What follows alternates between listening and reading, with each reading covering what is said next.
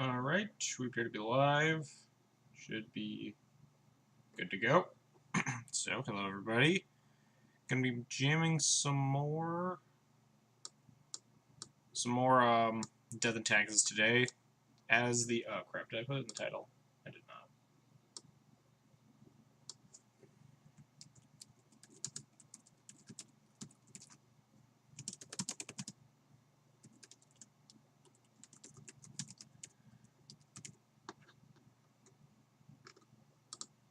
Alright, there we go. Now the stream title is updated.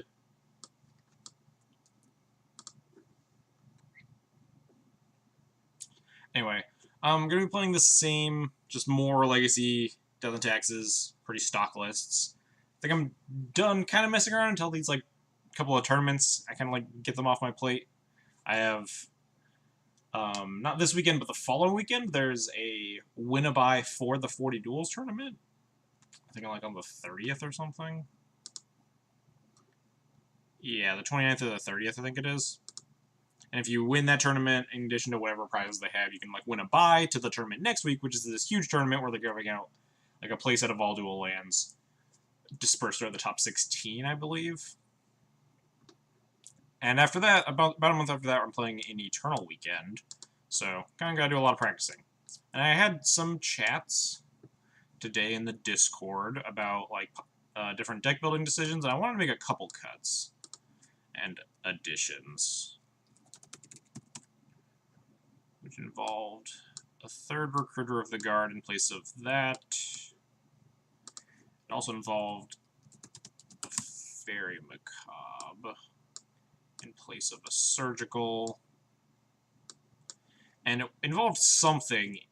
It involved putting another Sworn in here in place of something. I don't know what, though. It's probably the second Brightling. That seems like the most reasonable card to cut. It could also be a Path to Exile, I think. It's weird. There aren't nearly as many Path to Exile decks anymore. It's not super good against, like... I'm trying to think of the top decks in the format. Terrible against Miracle, terrible against Grixis. Decent in the Mirror. Giving them the land is definitely a cost. Really good against Grixis Delver, really good against Death Shadow. Really good against Eldrazi-tron. And those are like the big names right now, right? Trying to think of other things that I usually bring in Path for. The only difference amount of years is one Brightling versus one Lightcaster. Oh, and third Crusader versus 13th Plains. Yeah, that seems reasonable. I'm having a lot of trouble fitting all of the Crusaders and Brightlings I want in the deck. I was talking to Moxol, however the heck you pronounce his name, and I liked a lot of the decisions that I ended up making. I do kind of want Ethersworn in here, just because Ethersworn is so good against random bullshit. And Death and Taxes can be kind of weak to random bullshit. And people love to play, like, just random trash decks.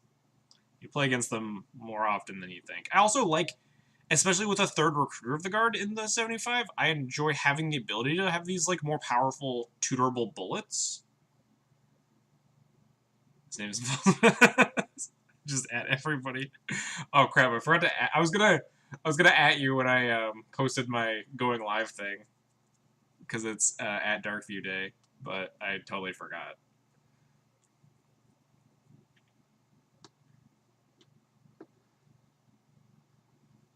Anyway, so yeah, having 3 recruiters in the 75 makes me want to like have more bullets to be able to grab. Again, so having Chalice is not like the most powerful card against stuff like Storm or Red Black Reanimator, or I don't even know if I'm supposed to bring it in against Sneak and Show, but it also is better by having like 3 of them. While it's also obviously great against the control decks, having 3 of them lets you have access to these like more Haymaker cards in the combo matchups. If you can stall with the cards like Chalice of the Void, like Chalice on 1 is not going to beat Storm, but it can definitely slow them down, or Chalice on 0. They will eventually be able to find the cards to beat it. So you want to, yeah, you want to find like, I want to fit a Containment Breach in here, I really do, but I'm hedging my bets by playing a Fairy Macabre instead of a Surgical Extraction, just as a bullet if I'm like Chalice of the Void on 1 against Red Black, and you need to find, you have a Recruiter of the Guard in your hand, but you can't find like any real good Haymakers except for like Sanctum Prelate, I guess. Sanctum Prelate on 2 after Chalice on 1's obviously insane, but if you don't have the time for that, you can recruit a Fairy Macabre, stuff like that, which is why I want this Ethersworn in here. You have it over the Fairy. Yeah, yeah, I'm changing a couple things right now, so... The Fairy was just kind of off the top of my head idea of, hey, I kind of want this card because adding this third recruiter in my deck kind of wants me to warp my game plan against these combo decks, because we don't have these insane haymakers. I think it's just going to be cutting the second Brightling. It puts me the same number of cards net versus Grixis, right? Because I cut the War and Peace for a recruiter, but then I cut the Brightling for an Ethersworn, so I'm just boarding in this recruiter instead of a Brightling now. Against Miracles, I lose a card, because I dropped the Brightling and dropped a War and Peace and gained a recruiter.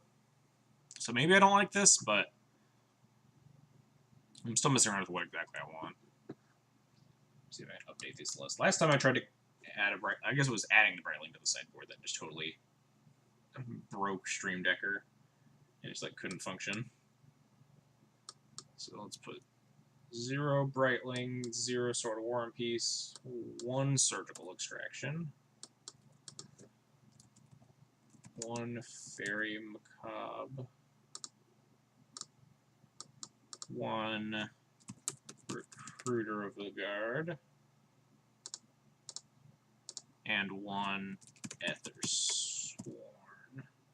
Canonist.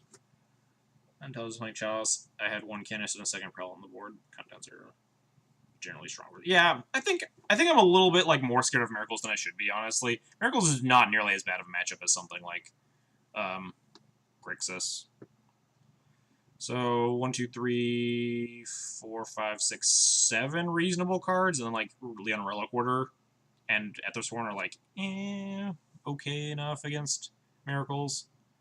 Has Miracles stopped playing the Engineered Explosives plan? I don't know if they ever like. I was really starting to pick up speed, but I just have not played against Miracles in so long. I just don't have an accurate mindset of like what they're all about right now. But yeah, like 7 slam dunks against Miracles, right? 1, 2, 3, 4, 5, 6, 7. Watch Jarvis get rid of Surgical in the Miracles mirror. What are these Surgical? Like a Mentor or a Jace or something? It seems like pretty loose. He's almost always in 75 occasion. Surgical and Ancestral Knowledge. That's a thing, I guess. Anyway, looks like my Stream Decker is updated. Like I said, I don't think this is going to be my final iteration. I do need to be like working it out because I have the bye tournament not next weekend but the weekend after, and then the weekend after that I have like the 40 duels. Yeah, especially in the mirror in the long game, you can like AK and like both of you have 2 in the yard, you draw like 5 cards.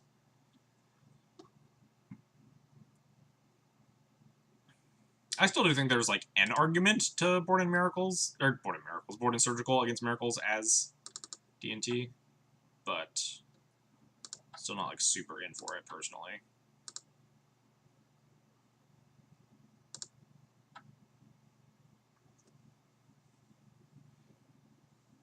It is kind of reasonable though, considering most of their forms of interaction are Swords Plowshares and Terminus, and just surgicaling them. Especially if you can like surgical a Terminus with another one on Miracle in the stack, or surgicaling a Plow in response to a Snapcaster Mage target. You can definitely get some blowouts, but there are definitely times where you just draw it and it's horrible, which is the issue. Just up the randomness. Yeah, that's true. Like sometimes you can blow out your opponent by just having like bad cards in the sideboard, but I really don't like that plan.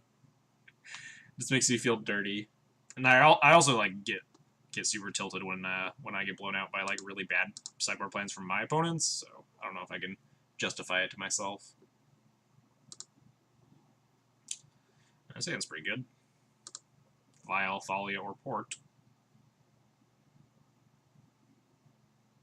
Opponent was last seen on Miracles. It was 30 days ago, but maybe we'll get some Miracles practice right as I cut my Brightling and my Sword of War and Peace. Still, this hand's pretty good. It's Miracles.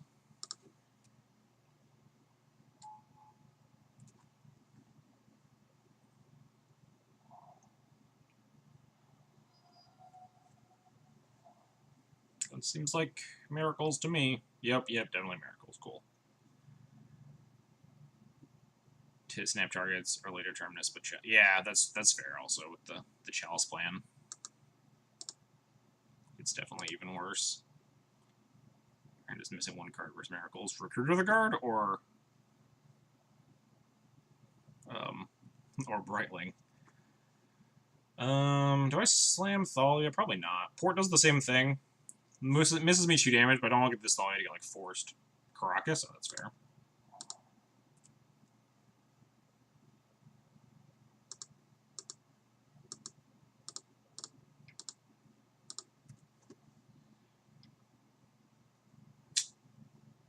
I never really understand these Brainstorm. They already know 2 of the top cards too, so why waste the why waste the Brainstorm here? Never understand these Brainstorms in response to the ports. Unless my opponent just has no. If my opponent has a ton of bad cards, then they'd want to shuffle them more away. I'm gonna hit the fetch land. Now they only get to shuffle 1 card away. Come on, Wasteland off the top, 1 time. God, Wasteland would just be the god tier draw right now.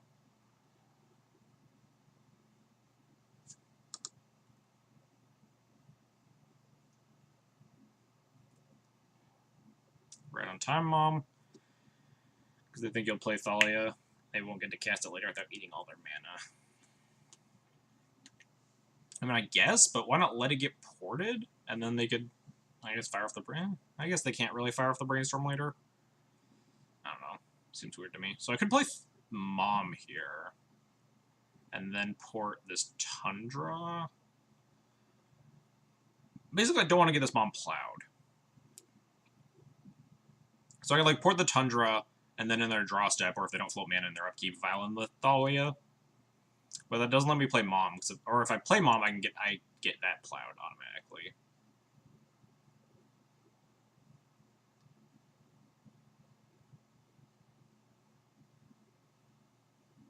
I think I'd rather get the Mom plowed.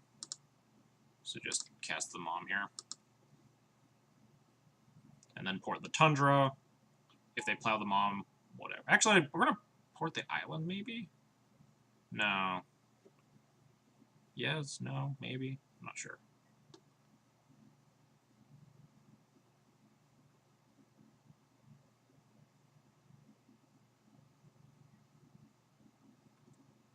Yeah, we're going to port the Tundra. We can fire off plow on it.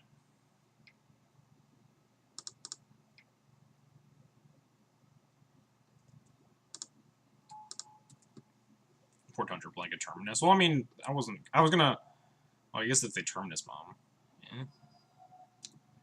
Now they have their choice of plow targets here.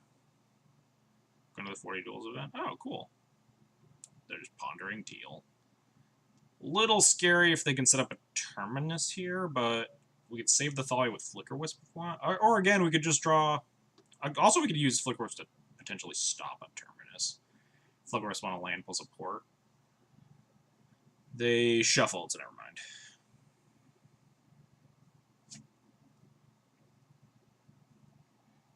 Oh, deal.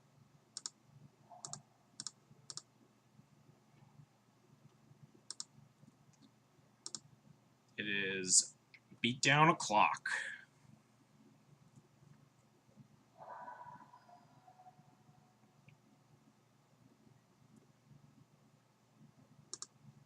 Port the crap out of their island here.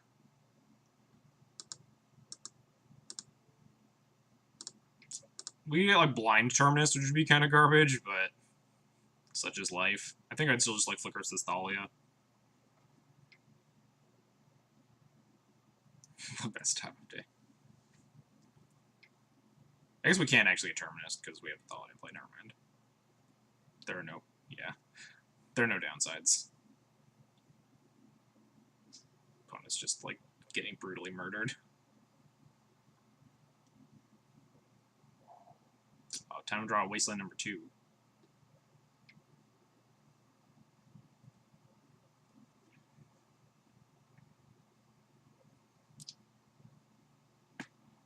They shuffled, so they still don't have a Terminus. We're just gonna get my Crusadering on.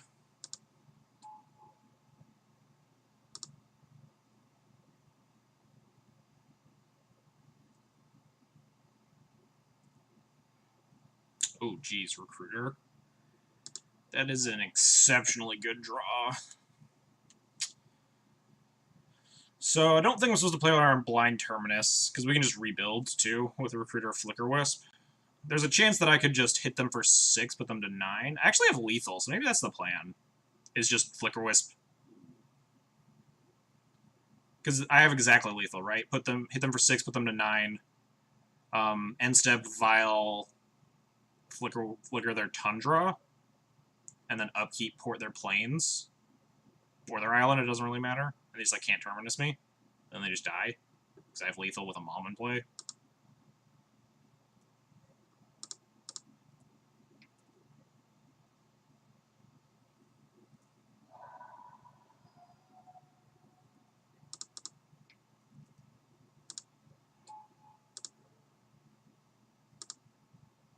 I wouldn't go for this if I didn't have, like, exactly Lethal. Because there's, like, no point in overcommitting like this. But I don't think there are a lot of ways in which my opponent, like, gets themselves out of this hole. Considering they'll have access to, like, 2 mana here or 3 mana instant speed.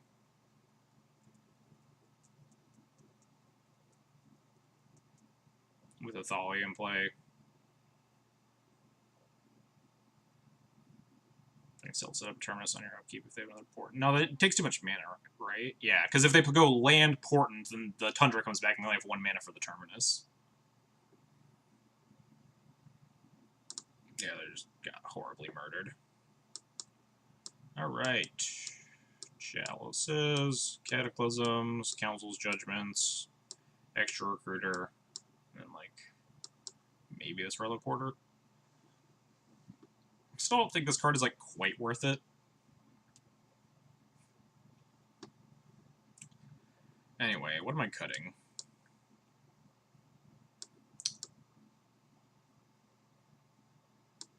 If I want to go maybe, like, we put the Surgical and the Canonist in this pile, but I'm probably not going to board any of these.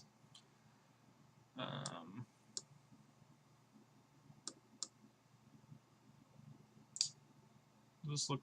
How does this look? 62 cards. Never know how many plows to bring in.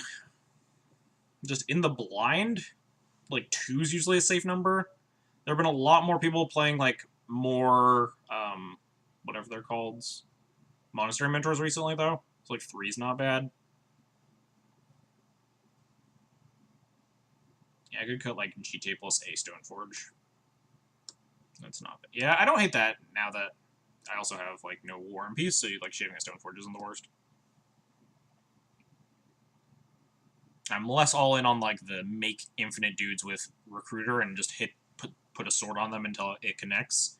And just more on the, like, Recruiter Flicker Wisp chain, or just find Brightling, drop all the moms. Yeah, just, like... I'm already keeping, like, 3 plows. Yeah, I usually, like, kind of dislike Mom in this matchup, especially if we're boarding in Chalices, Mom gets even worse. Although Chalice Sword Splash is also kind of awkward.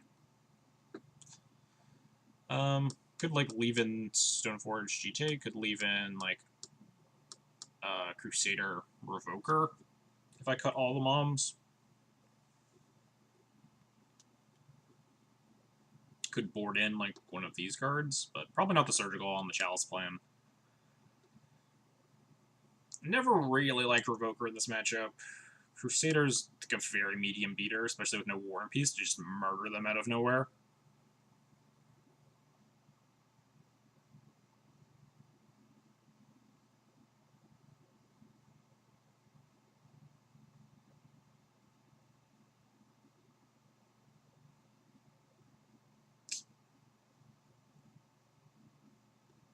Similar to Canonist beats Snap. I mean, Canonist trades with the Snap, right? If we're just talking on paper. But yes, I know what you mean. Canonist like turns off their snaps and makes it so they can't just cantrip into a bunch of answers at once. Ugh, this hand is a little bit ugly.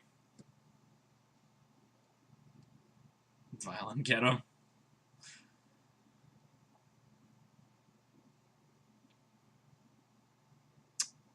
Cataclysm's really good. Is Cataclysm good enough to keep this hand? I don't think so. I think we can have better 6s. We don't have like any of our good cards on. We don't have Vile, we don't have Thalia. Which I guess are like our only good cards. Or I guess Recruiter the guard also. This hand just kind of sucks. There's a chance we can't even like cast any of these anyway. We just left with a Plow and a Revoker. We can get a better 6. Wow, this is not a better 6. This is for sure not a better 6. We do have 3 lands, notably, and with a Scry, I don't think I'm going to 5.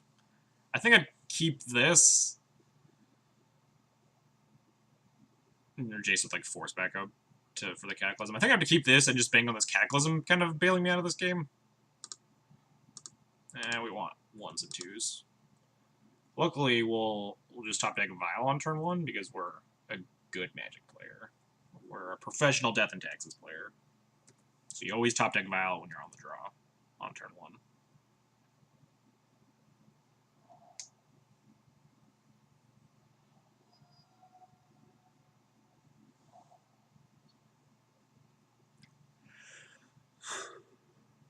Yeah, the Wasteland was just like basic waste all the time.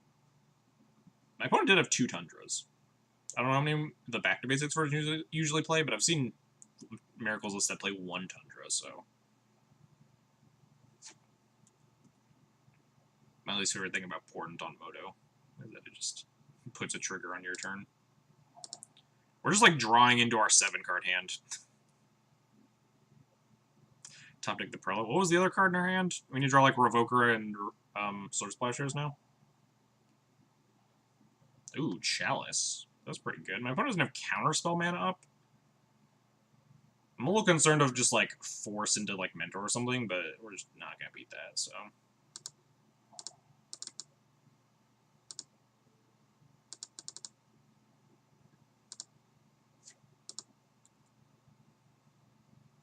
If they force this, they can't force. They're probably not going to force the Cataclysm down the line, right?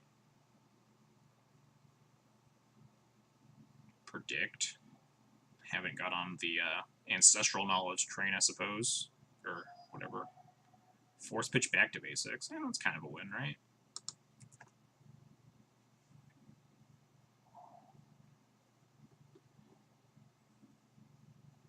Prelate on 1? It's like a Chalice, right?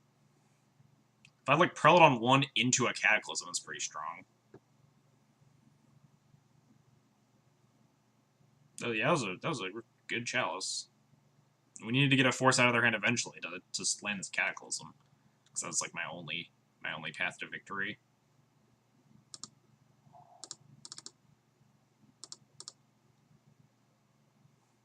If they like slam Jace and Brainstorm or whatever, or bounce my thing or Fate Seal or whatever they do with it, if we hit 4th land, we might just Cataclysm 1.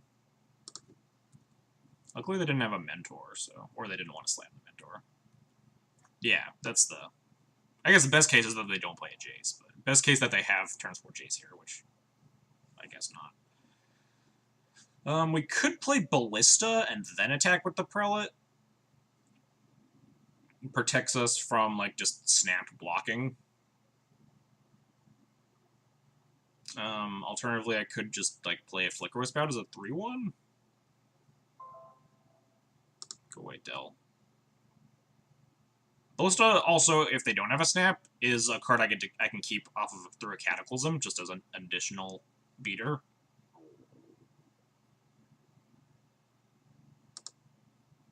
I think I like that plan more.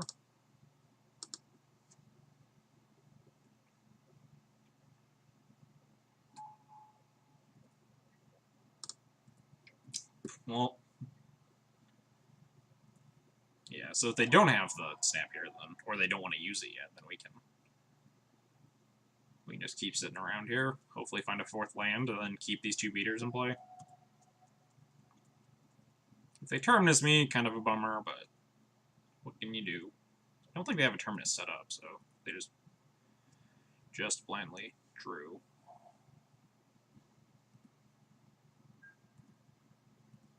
I don't know what they have. That's a reasonable card. Might just cast that. Lets me add to the board without playing more into a terminus. Yes, please find more lands that tap for mana, opponent. We get real wrecked by like a Containment Priest. But they didn't have it last turn. They could just counterspell this, but again, getting counterspelled is fine because we have this Cataclysm waiting in the wings.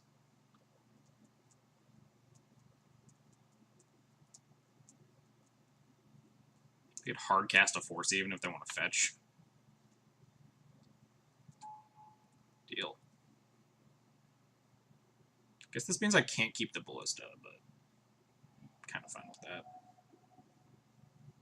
That's assuming I ever, like, fire off this Cataclysm at some point. They might just hardcast a Terminus. Their hand is just, like, all cantrips or something, and they just need to wrath me. Yep.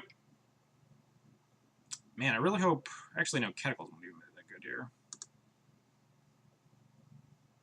That'd be any. I wonder if the 1 damage to their face is worth it. Get this Walking Ballista back in my deck is, like, not irrelevant, but it's probably worth it. Yeah.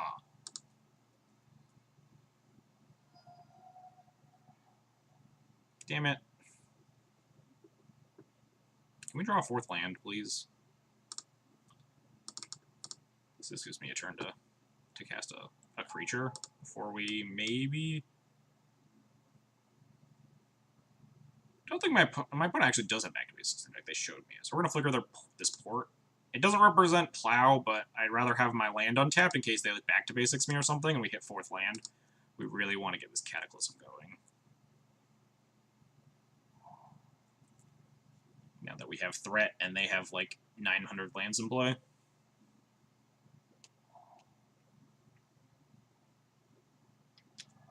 Yeah, Plow. I feel like their hand is just going to be 1 drops at this rate.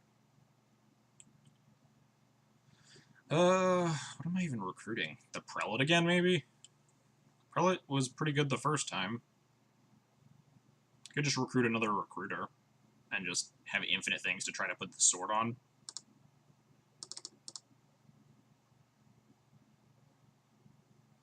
Maybe one day we'll hit land number 4.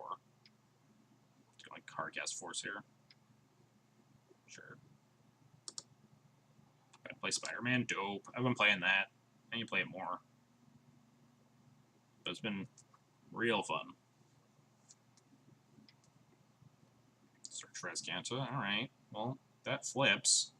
Even better for this delicious Cataclysm. If we ever hit land number 4 before.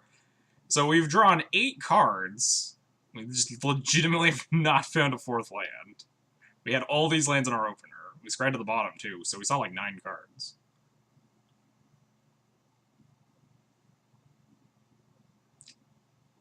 The Stoneforge finds nothing. The Stoneforge is a squire. Yeah, it's actually really fun, yeah, honey. Stoneforge is a squire that lets me put in Batterskull. Play Flicker Wisp again. Yeah, we might have to go to land up to 27 lands at this rate. Luckily, my opponent, I don't know what they have in hand, but it's not things that are killing me, so... Eventually, if they can't counter this Cataclysm, we'll just, like, win the game immediately, but... What was that? A Braid, wow. I guess it's Chalice Tech. This search is gonna flip, though, and it's gonna be real bad for me, so I really need to draw the land, like, this turn. Even then, I'm left without a threat in play.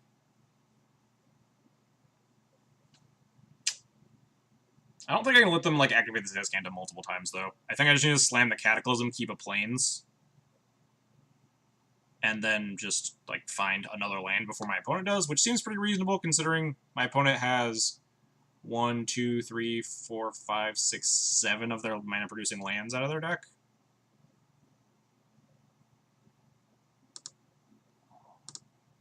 Yeah. Activate as can't find force. Force pitch a card. Actually, they could just. Can they hardcast it? No, they're gonna snap force it. That's rude.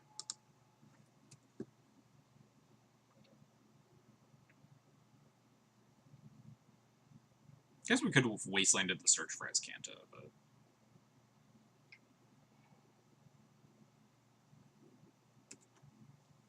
I guess they didn't activate it this turn, so they still only get 1 activation. So now we can wasteland the search and just cast more spells.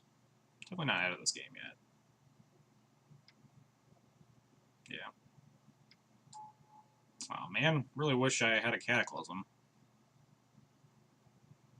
Hopefully we'll draw Cataclysm number 2, or else I think we are dead now.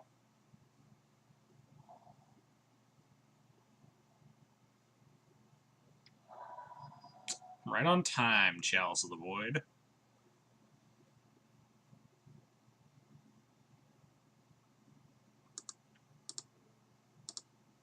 Yeah, Council Judgment's a live draw too. I think we just need to kill this. Maybe I should have like just Chalice on 1 instead of.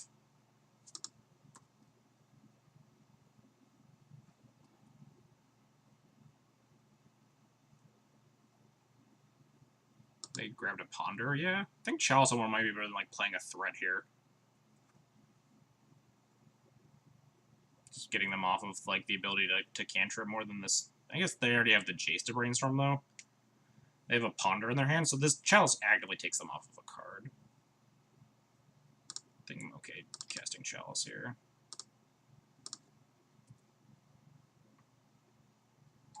We have like 3 reasonable draws at this point. Council's Judgments. I guess Revokers are actually not bad with this Chalice on 1 too.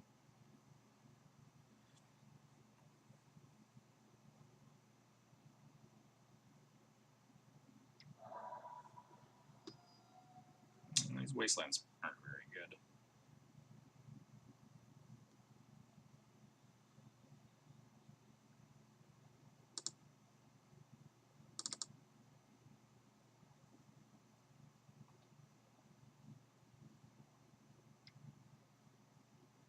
It's like another hardcast force. Deal. Yeah, white sources would definitely be nicer. But I guess this Bright Leg is actually kind of safe, right? So they don't have plows online. They could like snap abrade it, but actually they couldn't because if I had a colorless open, they can't actually abrade it. I think next turn, if I don't draw something relevant, I'm pretty priced into just running this thing out, running this Brightling out. I don't even think I want to port, honestly. Don't want to just get like back to basics out of this game. And they have infinite mana.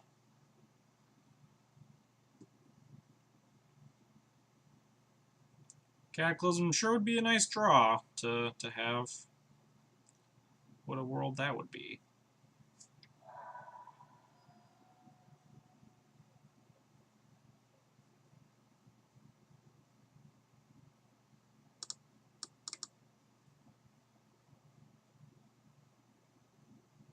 Snap Force.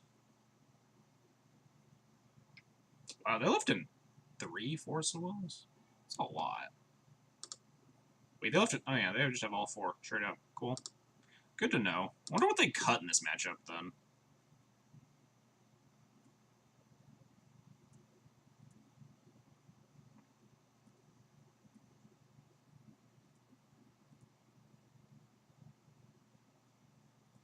They're halfway through their deck, notably, and they haven't played a Mentor yet, so maybe it might be worth shaving some plows. What's up, Yaz? Good to see ya.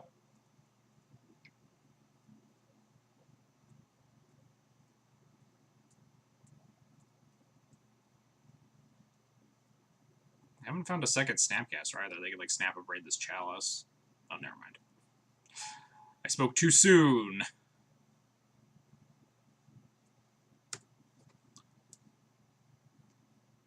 purely statistical fluke. I don't know. Some people, like, don't play Mentor. It's a thing that exists. People that still play, like, the Entreat as their only win con. Getting wrecked by Wasteland, trying to... something similar to Soul. Yeah, the red-white deck is a lot... like, the mana base is definitely softer. Does not come without its downsides, for sure.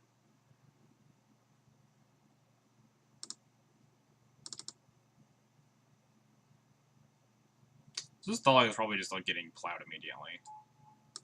But if that's not the case, we'll equip it with the sword and hope.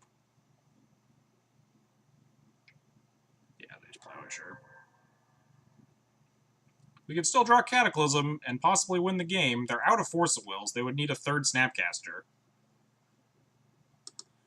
The odds of you hitting the third White Swords right now is much higher than if they found one Mentor, even with the... That's probably accurate, yes. We've been through almost a third of our deck. But I play Goblin, Creator Maker, and suddenly... P&K is sick. P&K is like the reason to play red, and it's not really close.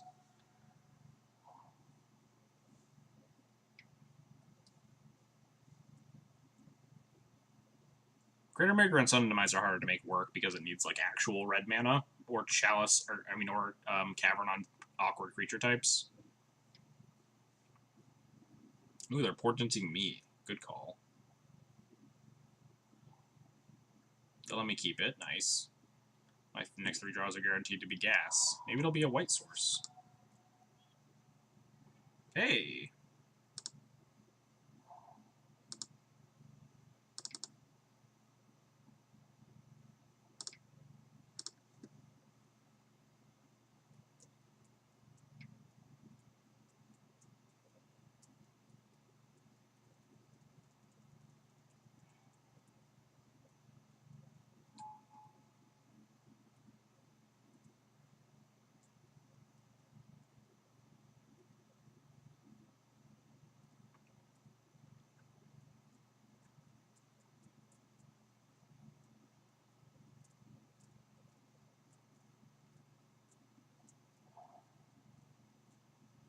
Been pretty good. How have you been? It's like Council's Judgment here?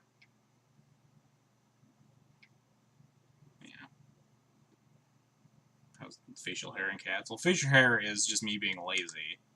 And the cats are doing great. I'll pick this up. They Exile Sword. Yeah, they have a plow here, sure, why not? Cats are in your future? Oh, sweet. You gotta send me some pics when you get cats. You just, like, slam Batterskull?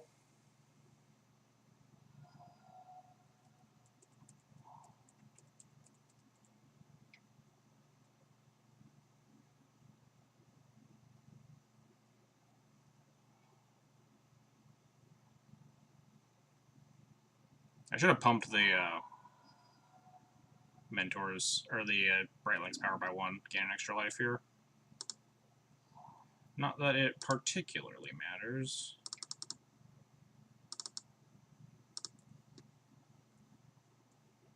Just gonna keep slamming stuff.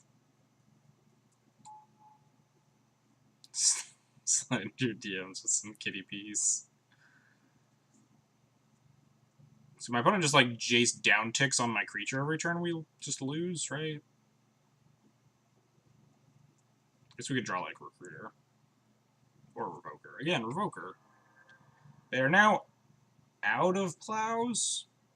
Revoker would not be bad. They probably still have a third Snapcaster somewhere. Eventually, I feel like they'll cast a Monastery Mentor.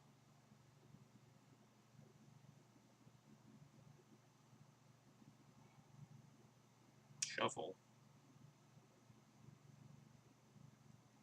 I wonder if they're just like not playing Monastery Mentor to conceal information. 1, 2, 3, 4, 5, 6, 7. So we don't have enough to pick it up and put it back down. Statistical hurdles bypass. Yeah, I feel like they'd play a Mentor by now. I think holding it to like protect, like,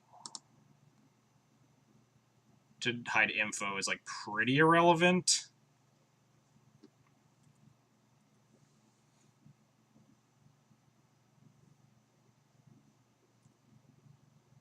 Oh, they're finally fate sealing me. They know the top card on my deck, right? Maybe they don't want me to have it. Nope, they do.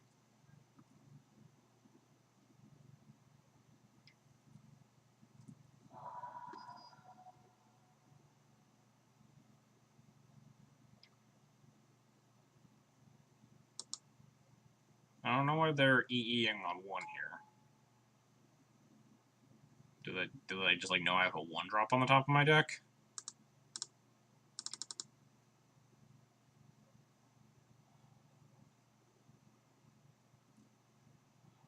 Ah, I see.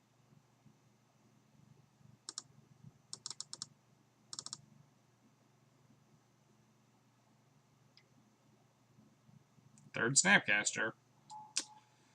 Think I might cut some number of Swords to Plowshares. We didn't draw any, which is really nice, but my opponent just has... We've seen 44 cards of my opponent's deck. And none of them have been Monastery Mentor?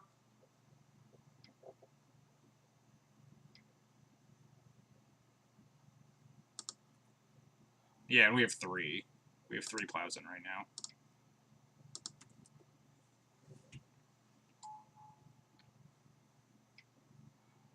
Wow, just straight up 4 snaps. Alright. That's a lot of Snapcaster mages. I'm not gonna lie. That is... Do they usually play 4?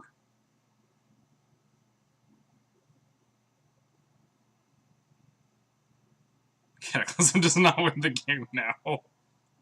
Good call. Good call. Alright.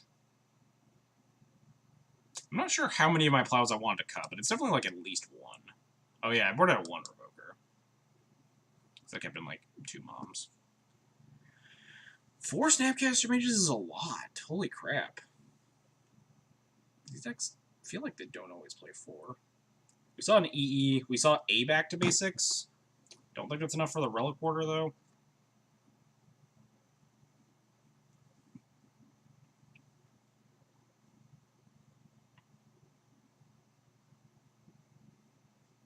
Yeah, I can actually see the Canonist when my opponent's on 4 Snapcaster mages. Maybe not the Surgical, maybe the Surgical.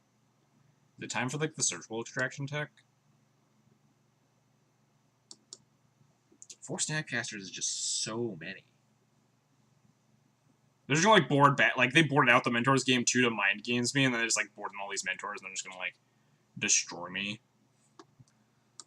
Let's bring in the Surgical. Why not? Let's have fun. Let's cut something bad.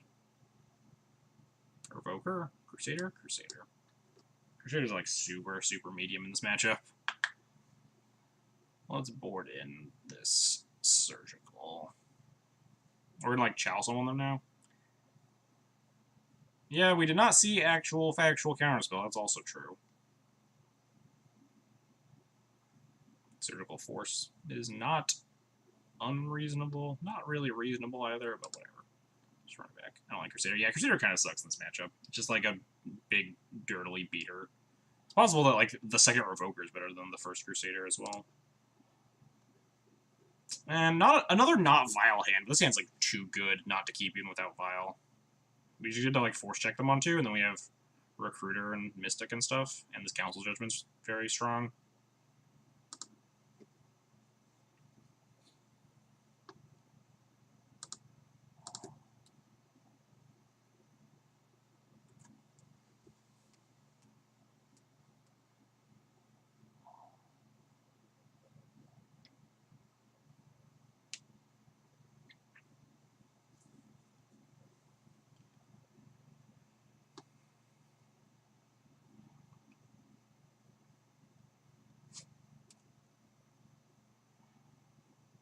Man, I hope my opponent plays a bunch of non-basics this game. Force check.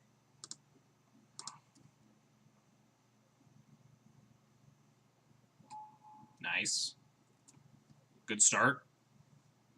Play non-basic. Play a Tundra. Fetch Tundra. Ooh. Do I have a Recruiter here, or do I, like, weak tempo out the Stoneforge instead? Recruiter is also very bad. It's just a 1-1. And I'm probably recruiting, like, another Recruiter. Or something like equally terrible. I think like getting Stoneforge, Recruiter for Wisp is probably. I guess yeah, Recruiter for Wisp isn't bad because they don't have plows. I can see that. They'd have to like disenchant and then untap and have like plow up, and then still this recruiter's eating a plow, which is not bad. Could also recruit for like Sanctum Prelate, put Prelate on 6, plus Chalice on 1. Not the worst plan in the world. For now, you have bodies pick up equipment, mana to equip with all these, with all these terrible wastelands. Yeah, it just like takes longer for me to like get this equipment going. Ooh, a wastelandable land. This also is not Council's Judgment mana. What? Hold on, sir. What?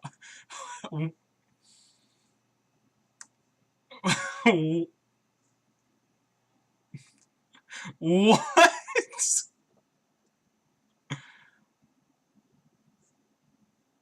Hang on, let me screen cap the this little chat box here.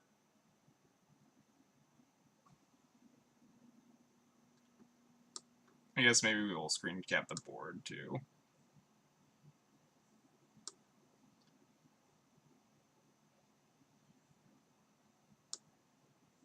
That's gonna go on Twitter later. So now we're gonna hope to God this Council's Judgment resolves, and then wasteland them.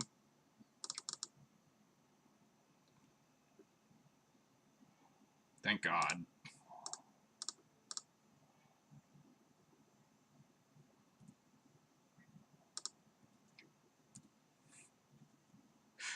What? What on earth is my opponent doing? Are they gonna miss this land drop? Please miss this land drop. Make my goddamn day. Oh no, they have an answer for my Chalice. Jason Bobek, Elder Spirit Kite, Simeon Spirit Kite.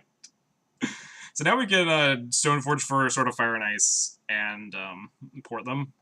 They also missed their land drop. So life's pretty good. Could take this opportunity to flicker with this recruiter while their Swords of Plowshares are down, but I like the option of porting them off of their blue source since they missed land drops, and they're trying to get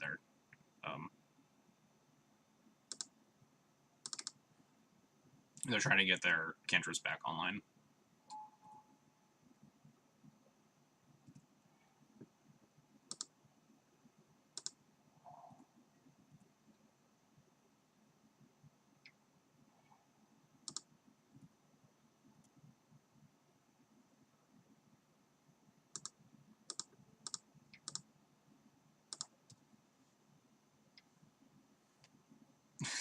What? Oh, sure, just... Oh, no, what, did they set up that Terminus? Yes, I think. Yeah, because I Council Judgment last turn, and they drew the card, yeah, so they did set up this Terminus. Maybe we should have ported that Plains. Now we can just Flicker Wisp with, port up. I guess. This might, like, we might lose. They have 6 cards in hand. I mean, I guess they're down on lands, but if they have, like, a bunch of plows, we don't have any threats here.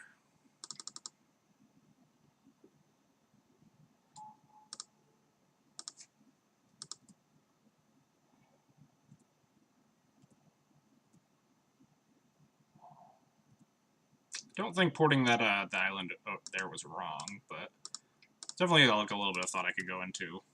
Like they put the Terminus second from the top.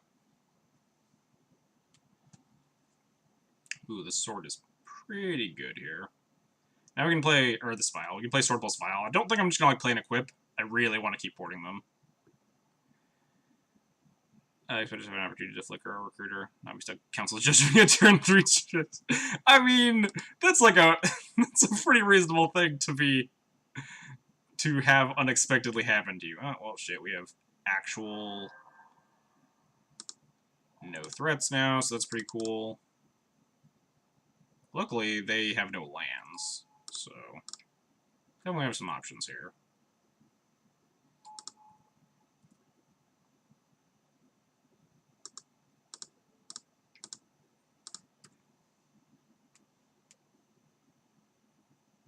They do have, like, 8,000 cards in hand, though.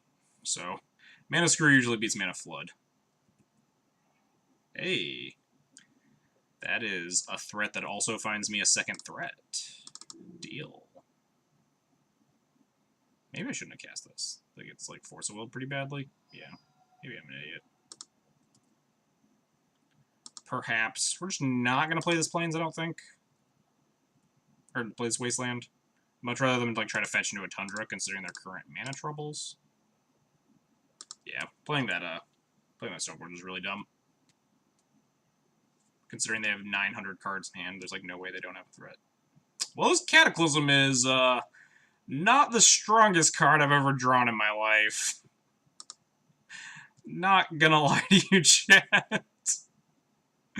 This is not the world's best Cataclysm.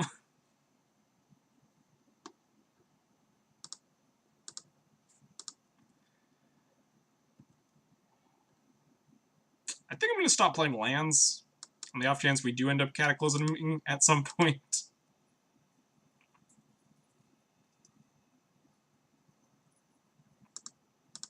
My opponent is also getting very unlucky here, to be fair. They've, like, not found a single land. Oh, they moved to discard? Deal. Let's catch back up. Let's draw some stuff. Get back towards equal hand sizes. Nice ponder. Do need to be wary of my clock. Oh, perfect. Surgical Extraction. Just the card I wanted to see here. It's actually not horrible here. They have a Terminus and a Plow in the yard that we have, so we could hit either of them. Oh, they drew a Brainstorm.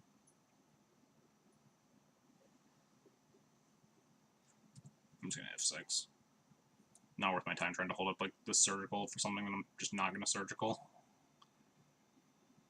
Surgical as fetches. Guess that's not unreasonable. Could have taken that Flooded Strand. Aw, didn't fetch a Tundra. Sad. No, they're just, like, firing off all their cantrips at lightning speed. Now we've definitely, like, caught up on number of cards in hand. We can just find, like, a single thing. Especially if that thing is, like, a Recruiter. We should be good. Could always know this to save myself time.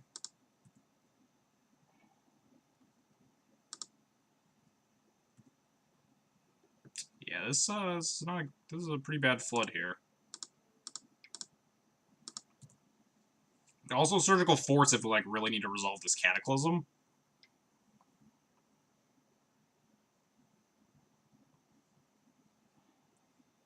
Milled a second Terminus, alright. You know, like, Simian Spirit got out their Monastery Mentor here. Oh, hey, we can Wasteland that, at least.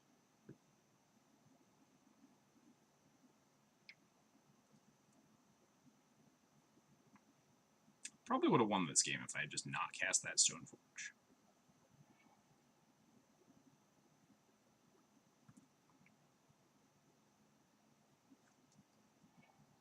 Oh man, even better! The second Cataclysm! How will my opponent ever win now?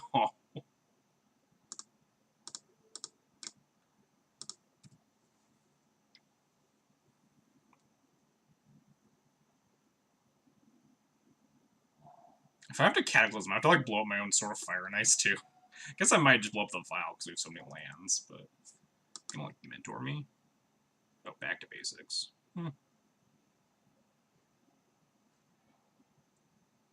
Well, probably not going to port them. Also, we can just sack all these excess lands. We have a lot of... Guess we're just passing the turn again and not porting them. Yeah, I need to start... Like, stop goofing off here because my timer actually matters. They just slammed Jace here. Kind of needed just Cataclysm. Rebuild. Council Judgment. Deal. I only need one of these artifacts anyway. Goodbye, Vial.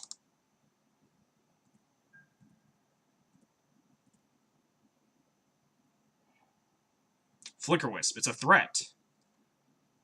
Do I Surgical Plow and Flicker Wisp here?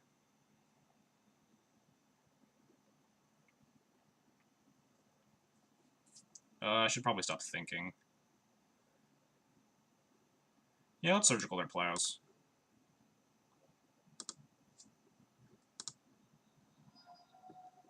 No time to, like, take a screenshot of their deck or anything, but we'll take a brief perusal. Also counter this if they wanted.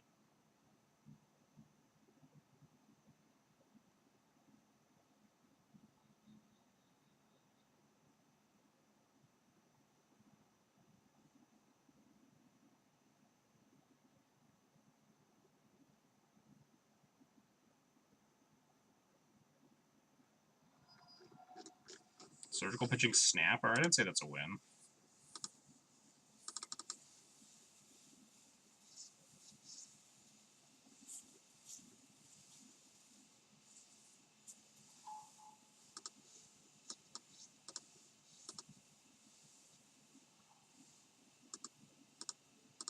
Yeah, I'll quit.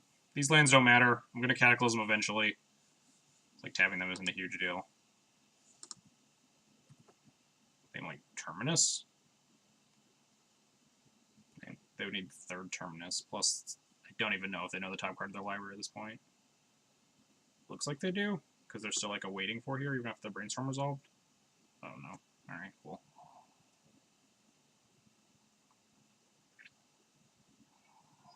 Could just plow this, but then... Nope. Could also... No, they'd fetch, so they don't have the third Terminus anyway. They could just have like a plow for it. Jace's... Oh, Jace plus plow. Means that we're just casting Cataclysm here. We'll attack the Jace, they'll plow it, and then we just Cataclysm.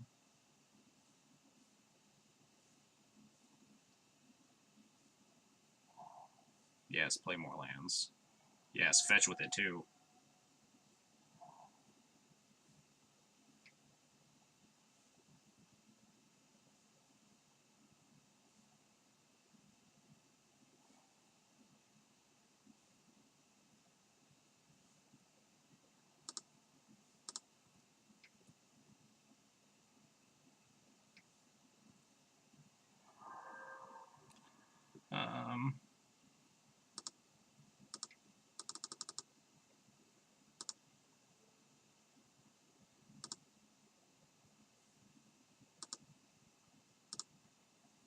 Yeah, this should work. Because we're just going to play Thalia.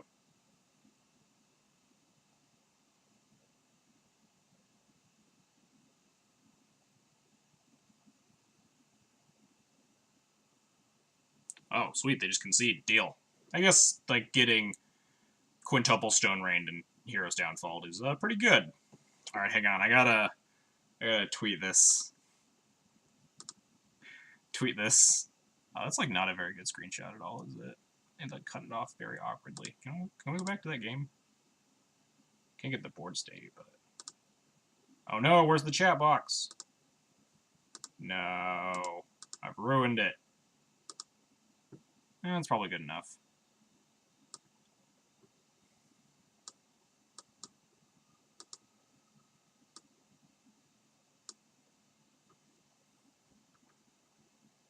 Oh, I forgot to ask the opponent about why they were playing Simian Spirit Guide in their deck. Hang on, I gotta, like, scribble out the name, right? What's up, Arkin?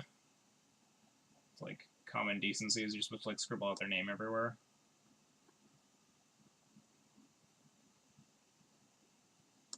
Is that visible? No, it's not visible. Sounds good.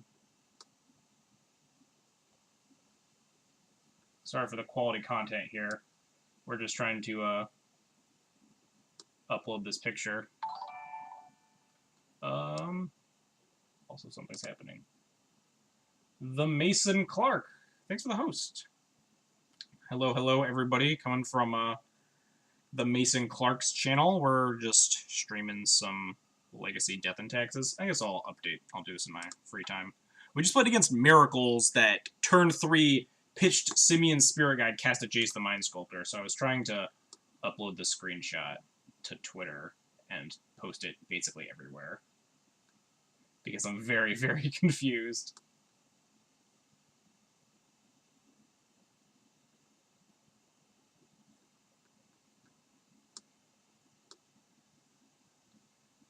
Just gotta like scribble out their name everywhere.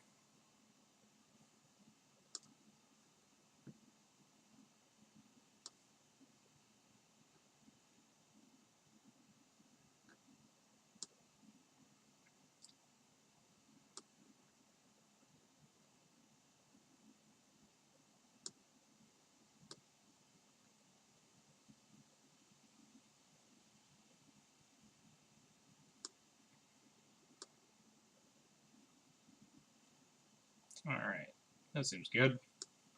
So yeah, my opponent, last round, here's the image of turn 3, Simeon Spirit Guide, Jace the Mind Sculptor against Miracles. Very, very confusing game that we almost actually lost. I also almost like punted it. But worked out. We still got there. It was just very unusual.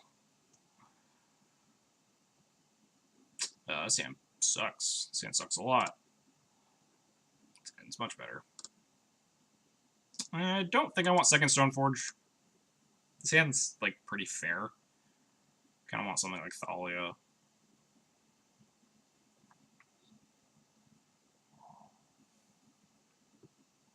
Scalding Tarn. Ooh, second Aether Vial. Not super excellent.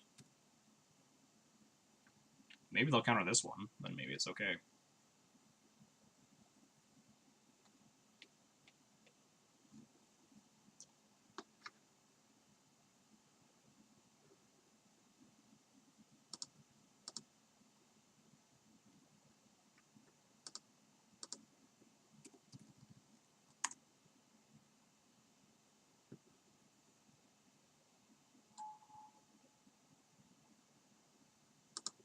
Alright, it resolved. Cool.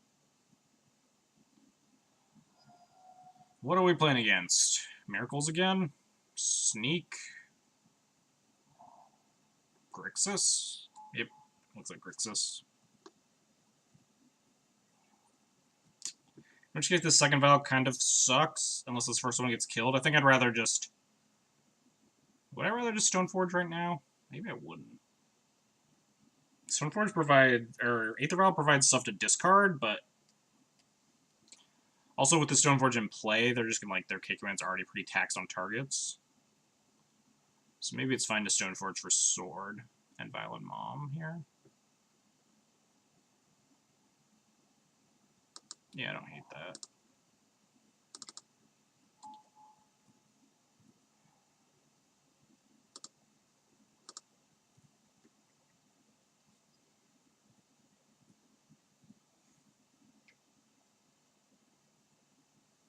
Sure. Fatally pushed. It's gone.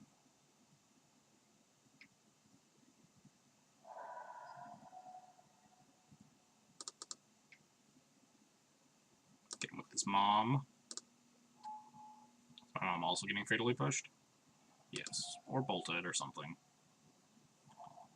Fatally pushed, it looks like. Also, notably, my opponent's playing the more basic heavy Grixis, because usually they're like, wait, they're usually double island swamp, right?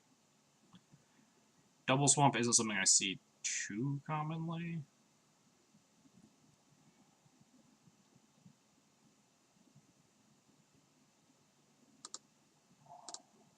I'm just gonna like recruiter, I think.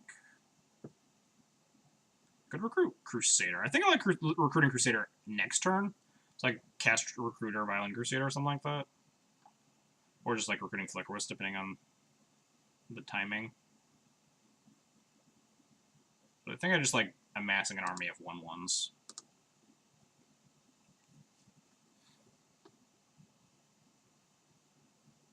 Iron is like decently insulated against him. Because like half the cards in our hand are terrible.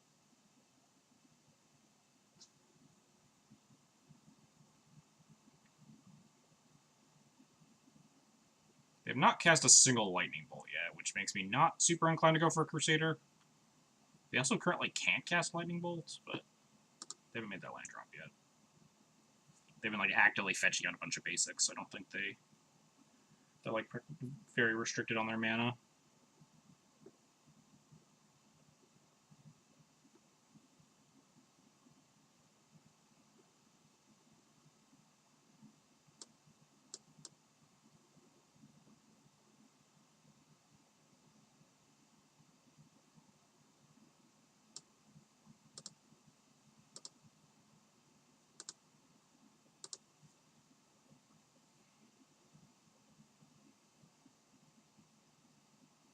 Making sure I have the person's name scribbled out everywhere.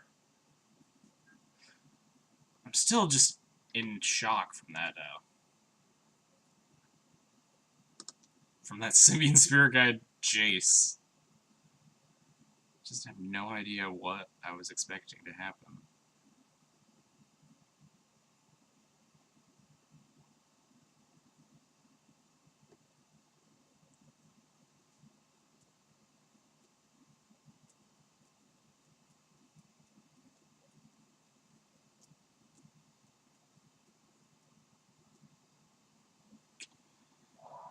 There we go. They got a land? They do.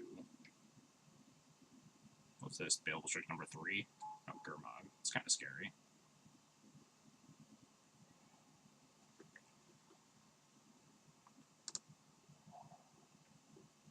So I could cast Recruiter here and then Violent a Wisp if I wanted to. Then the following turn I can like play Equip Sword. If I play Sword now, it exposes it to like a Kolaghan's Command. I also want to be able to put the sword on like a Crusader or a Flicker Wisp, so.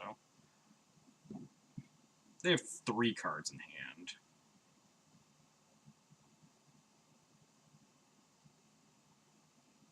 Let's see, I think this is probably fine. Go get a Flicker Wisp.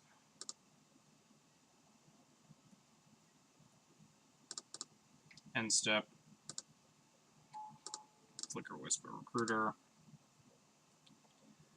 This insulates it from like a Hymn to Turok, whatever I grab off of it. I think it kind of has to be a Crusader at this point, because this Gurmag's really scary. Because it just could be more Wisps, but... Now we're running into the problem of my opponent actually has a bunch of mana up. Yeah, they just K-command my Wisp and my other guy. So yeah, I think it has to be Crusader now to like answer this Gurmag Angler. Could be like Ballista, shoot down 2 Strixes, but Strixes are definitely not the cards I'm concerned about right now. It's beating this Gurmag Angler.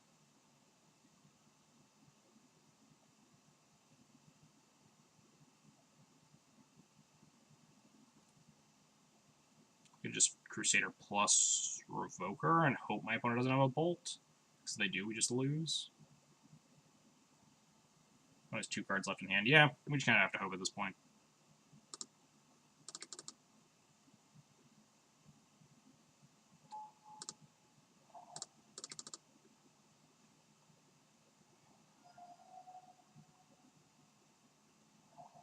I think I'm like Bolt this Crusader now. Don't know why they fetched. I never know if the people just fetch because like they know it's the last thing I'm doing this turn, so they don't care, or it's because they're afraid of Revoker on Polluted Delta, which is not a play I can make.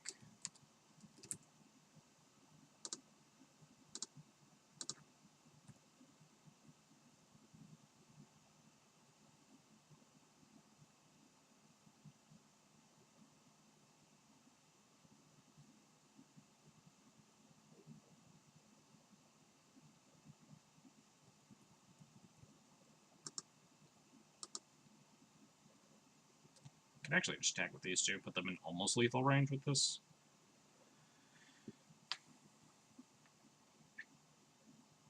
Probably unlikely to matter. Probably just going to get bolted and die, but it's an option.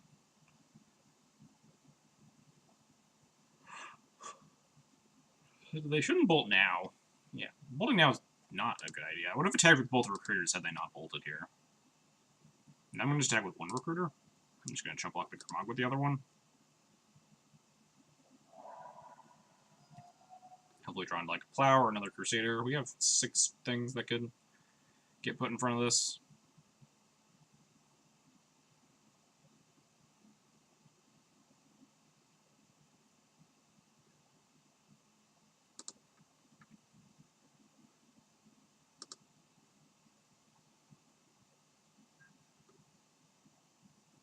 Crunch. Block.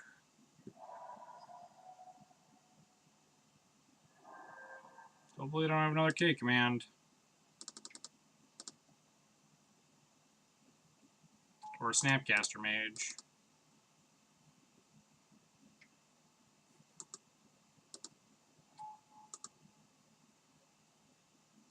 Alright, yeah, we're good.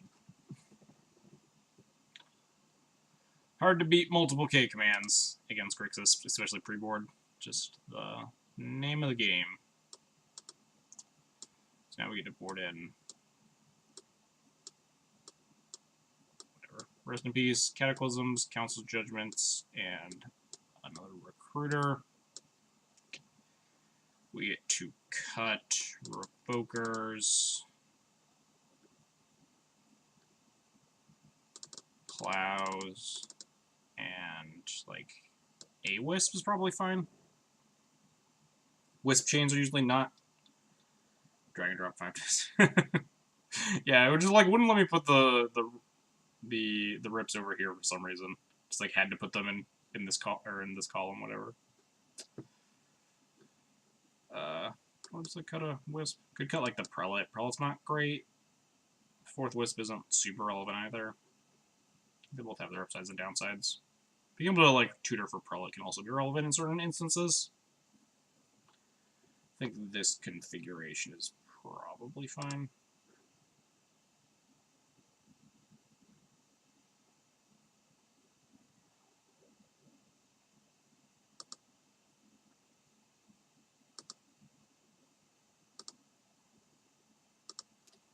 I would like to play first. Man, is this hand good enough against Grixis? I don't think it is, but it's like a little bit close. 2 Crusaders is a lot of Crusaders, but I think this hand just sucks a lot.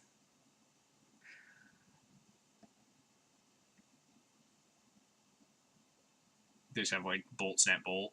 I'd be very tempted to keep. Alright, I guess I'm not crazy at least. This hand isn't like good, especially post board. Pre board, if I knew I was against Grixis, this hand's more keepable. But like if they just have like a single answer, like a Bolt or a Diabolic Edict, and then a Snapcaster Mage, we're just super hosed. Fuck it. We're here to have fun and assess whether or not these hands are like keepable in the interim. We're just gonna get himmed on turn 2 and just discard both Crusaders and have a hand filled with plans. Hey, a 2-drop.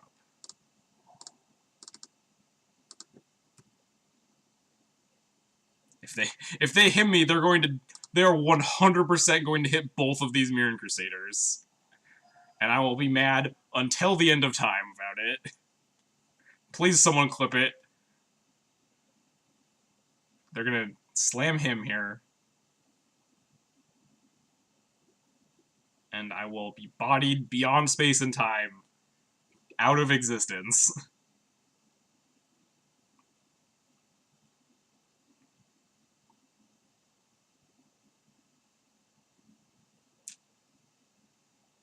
Hasn't happened yet.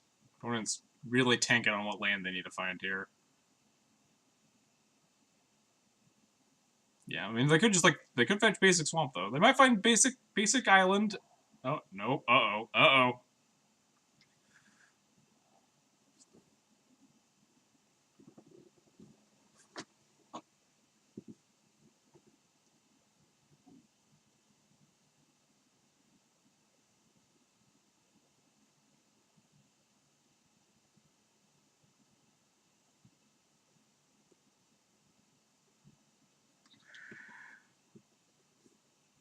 I am so mad.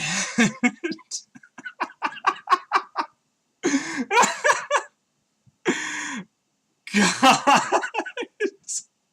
The called shot to end all called shots. God damn it.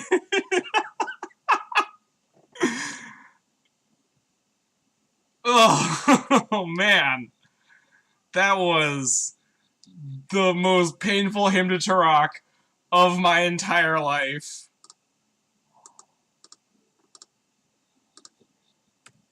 Ugh. That was... That hurt. That hurt, like, deep, deep in my soul. That just really, really got in there. Just... What number am I putting this prelate on? Is it... It's gotta be 1, right? Because I have this council's judgment, so I don't want to put it on 3. They, like, can K-command it, but they can't, like, bolt it or push it or something. God!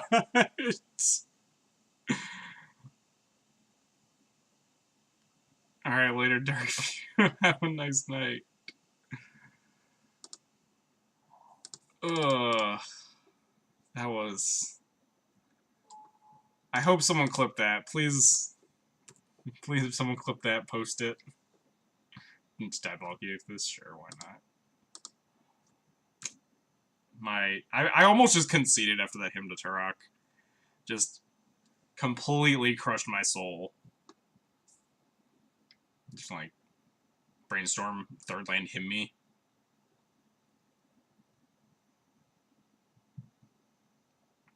Maybe they won't. Maybe they have no lands. They missed lands on this brainstorm, and then we draw the 3rd Crusader. Then life is good. Everything is fine and dandy. Nothing can go wrong.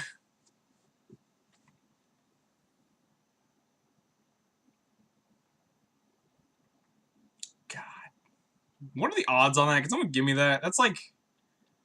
Because I have 5 cards in my hand, right? I don't know what the odds are on that one, but...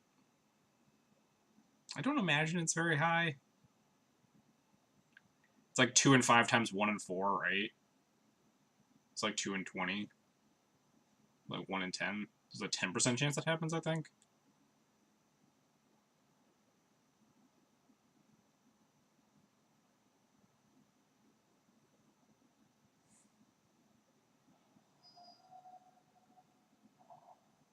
At least it's not a second hymn to Turok. To like angler me, I can cancel Judgment Day. This looks a lot like an angler. Oh, nope. Hey, it's a Flicker Wisp. We can cast a spell. Look at that. Castable cards. My boy. Oh man, all the time. You just missed the absolute most soul-crushing thing to ever happen to me in my entire life. Chilith. Oh, Chilith, you missed it too? Dang. You guys are both came in like a minute and a half too late. They're just like Liliana Last Hope me. Do it.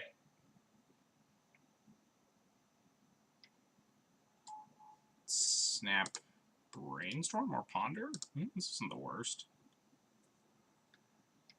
You also missed me getting turn 3 Simian Spirit Guide Jace the Mind Sculptor out of Miracles, which was definitely something that happened. It is a thing that happened to me.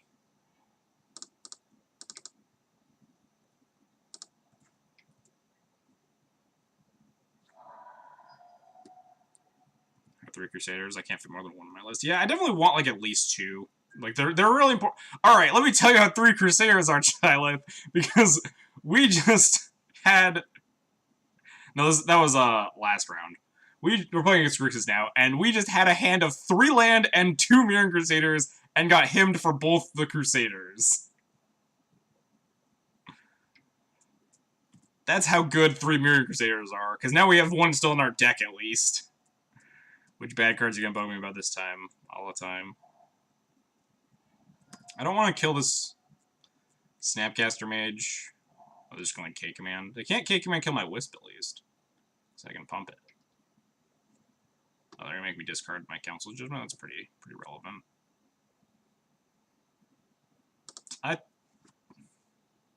Oh, Tajik, yeah. I wonder if killing the Snapcaster is relevant now. I don't really want to, but this is gonna like be a roadblock for like a non-zero number of cards in my deck. Maybe not. Let's gain 4 life.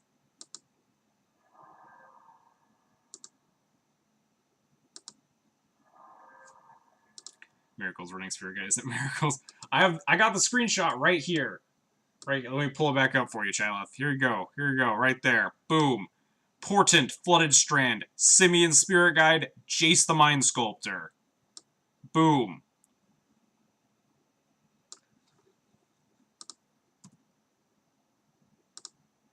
Really kind of wanted that Council's Judgment, but okay. Oh, that could actually be a magic card.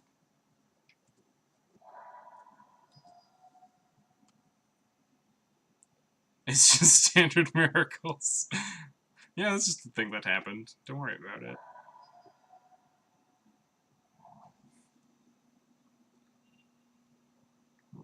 Think of it run the newer relay. Oh god, now we're going like deep in the. Are we talking about modern or legacy? Because one of these formats I can buy this idea. Don't minus. Don't minus. Just brainstorm. Brainstorm.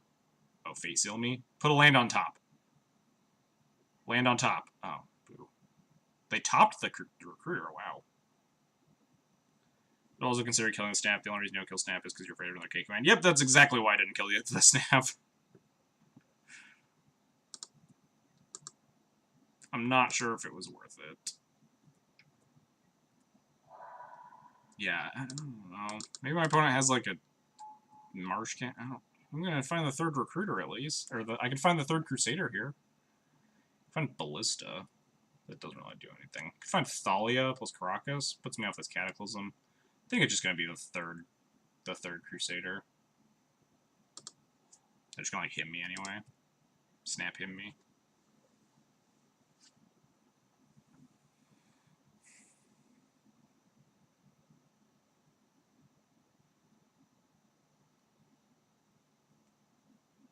I'd have grabbed another recruiter. I mean, our mana's gonna be pretty tied up, especially because we're trying to cast this Cataclysm just as soon. Yeah, my opponent's just gonna hit me anyway, so it doesn't matter.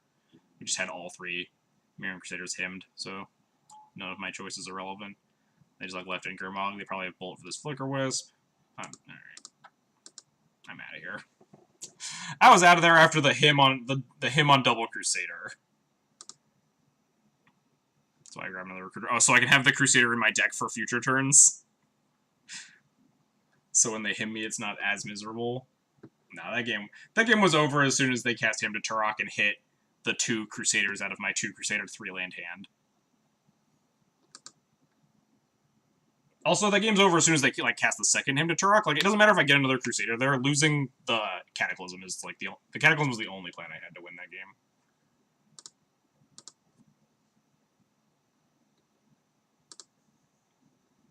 Because I'm just like never gonna answer that Jace, and we're just super dead. So didn't update my spreadsheet after that Miracles matchup just because I was so blown away by the Simian Spirit Guide.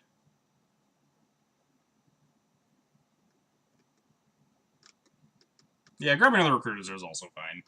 I mean, the max greed play is grabbing the Crusader and hoping they don't him you. So eventually you can rebuild with a Cataclysm, but the finding more Recruiters just seems really slow, especially because we left the Snapcaster in place, so Recruiters can't actually pressure anything.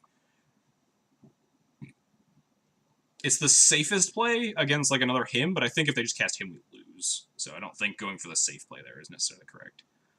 Alright, sorry I wasn't paying attention to your bad ideas all the time. I was busy being really salty. Yeah, people have been brewing like red-white Mox taxes with Tajik and Aurelia.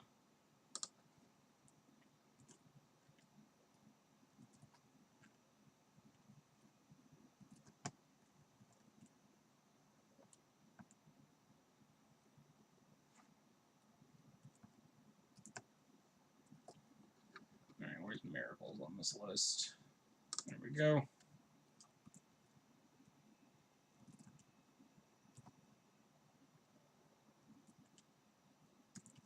We won game 1 against Miracles, and then game 3, and we lost game 2.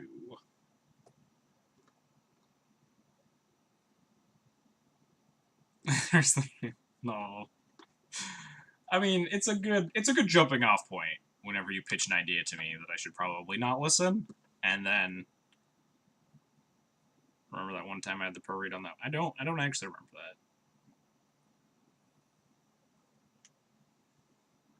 I feel like you're making this up.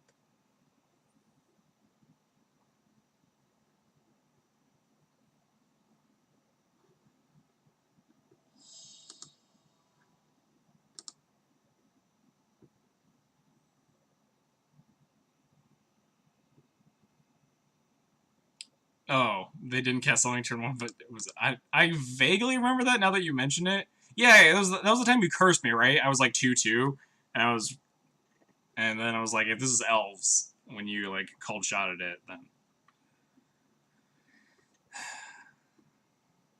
we're on the draw. This hand's close, but we have a better 6. Ugh, this is, like, debatably a better 6. Don't think I want this. It's like action, but it's really bad when I'm playing Thalia on turn 2. I'm actually just about 50%. I think I'm like exactly 50% for elves, but that's like... Yeah, I'm 2-2, but that's not a very good... It's not... It's definitely like a lot of luck. The matchup is still very bad. I'm trying to leave that part out. This is elves again. Yes, exactly. Terrible, terrible matchup. I'm exactly 50% win rate, but...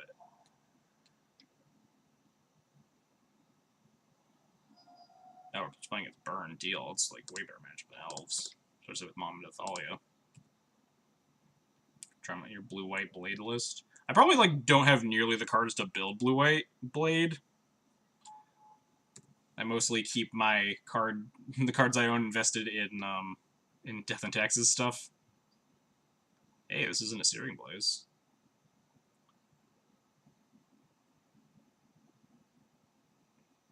But I'd definitely be willing to like mess around with stuff later. I'm trying to get a card hoarder sponsorship.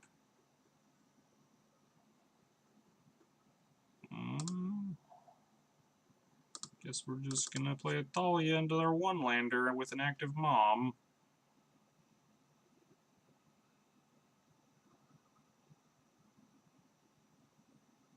A recruiter for like a Sanctum Prelate. Seems like a pretty decent plan. Don't know what why did they keep this hand if they just had like a Lava Spike and no second land and no other castable one draw? Alright, cool. That was a tough game. Both teams tried hard. I guess Chalice of the Void's actually pretty good in this matchup.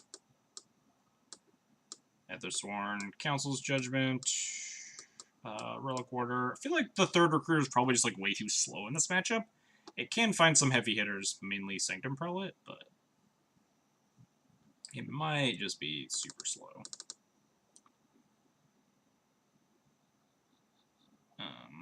Probably cut all these Crusaders. Oh, need to actually board in these cards, not just pile them up. So these are like the for sure bring-ins. Could cut Ballista, some number of Wisps maybe. Or Recruiters. Again, the Recruiters might just be like super slow. Just leave in Wisp, something like that. Wispless File can like protect your equipment from shattering sprees. That's the card name. Good old Stoneblade. If you want to play Worst Miracles at the same time. Taletta, Owen Turtenwald. You're playing Worst Miracles, Worst D&T, and Worst Delver all at the same time. God, that deck is just like a dumpster fire. Like Recruiter over Wisp. Man, there's a chance that Recruiter is reasonable.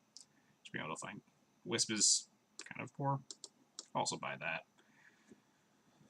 People aren't like super commonly on Ensnaring Bridge, and unlike Modern, we actually have answers to Ensnaring Bridge, and even if they are on that, we have like this Relic Order and Council's Judgments. Do you think Chadjic is better in Legacy because he mounts him? I think he's probably better in Legacy than he is in Modern for that reason. I still don't know if he's playable. Because it's like a very similar text box to Thalia Heretic Athar, just like more aggressive and a different sort of like annoying ability.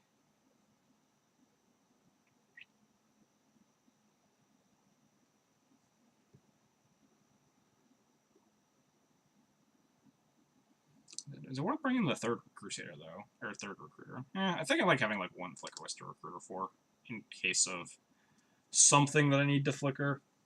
It's definitely an option that's on the table. I think three Crusaders is probably just too slow. Mom, Chalice, Double Stoneforge seems sweet. Just kind of like overload there. Shattering sprees.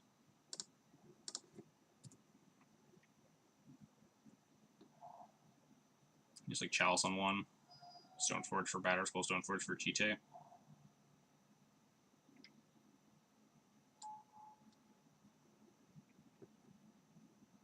Deal. Man, if only that was a Goblin Guide.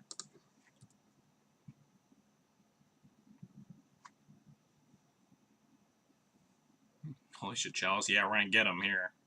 Or they're just gonna Shattering Spree it. We're gonna be kind of sad.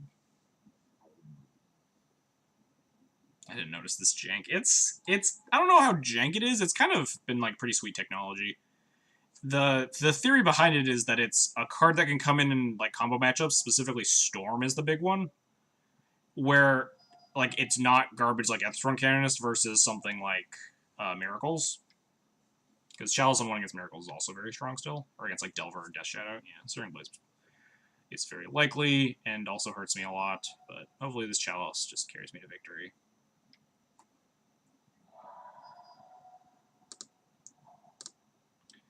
Get him, Chalice! We're just gonna like draw all of our Swords of Plowshares. My opponent just has nothing but 2-drops.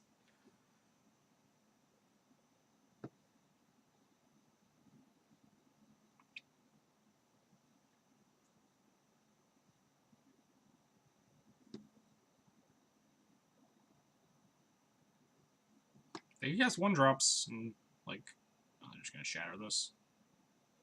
Yep. Gonna take a butt ton of damage.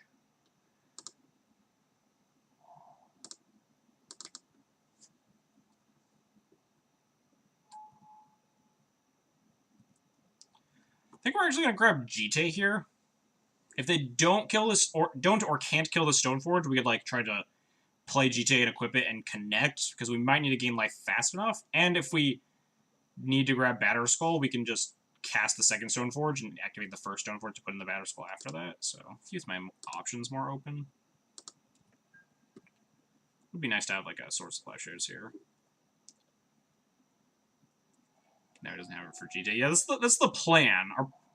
Our base plan was just kind of like overload them on their artifact removal, but it might just be like too slow on the draw. It's like Searing Blaze Fire Blast me, lethal. Or Searing Blood Fire Blast.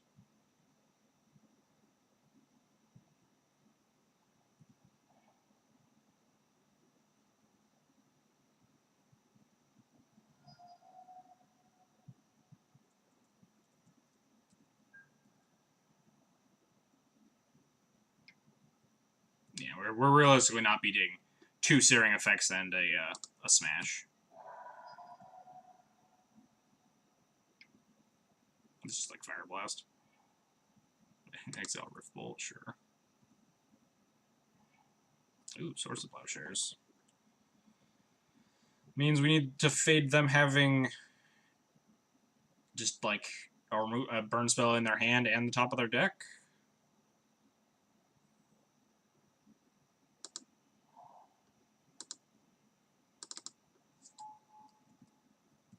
What was the minor consideration for a weird line? Out of curiosity.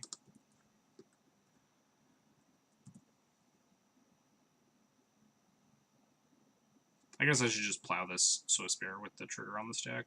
No point in giving them an extra life.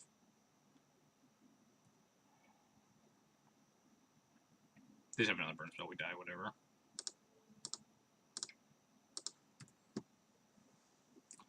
Them's the breaks.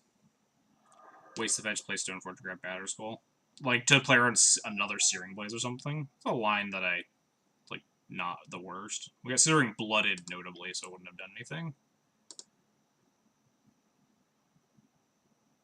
But I think it's probably just, like, not worth it.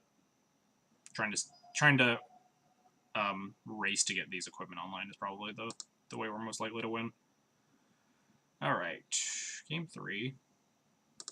Probably just run it back. Possibly like this Walking Ballista kind of sucks, but I do like the option of Walking Ballista in like the late game. It's castable over an Eidolon or something. Sounds like decent on like face value of like lands and spells, but this hand has nothing we really want in this matchup. Specifically, Mom, Thalia, Chalice, Stoneforge Mystic. So I think I just have to ship it. Oh god, this hand is gonna get absolutely demolished by a shatter.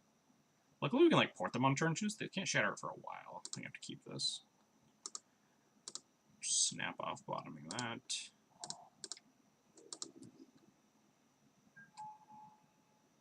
We can hold them off of a shatter for like a turn to at least Valen's mom and stuff.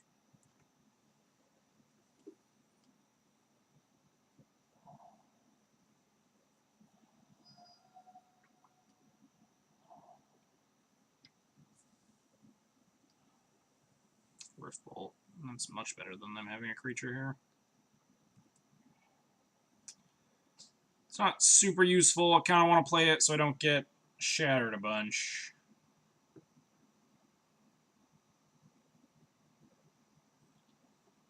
Yeah, I saw Relax's, like, dumb tweet about how, like, Legacy is a shithole right now, or whatever. It's like, oh, cantrips are, like, the best thing you could be doing in this format, besides Chalice of the Wood to beat the cantrip decks or whatever.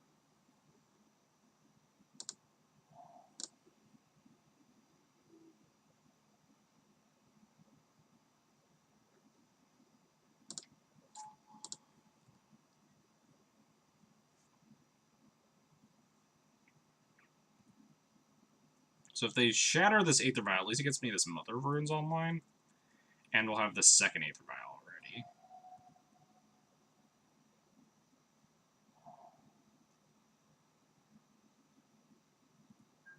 Do they not have any shatters? I almost like don't want to vial in this Mother of Runes into like their 900 searing effects if they're not casting anything onto. This other vial takes up to 1, so it's not a big opportunity cost.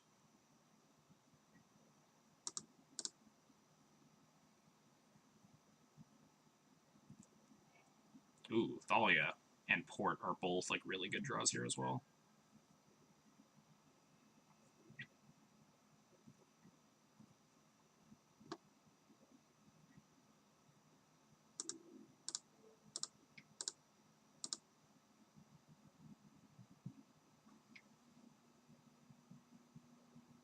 Bolt my face, sure.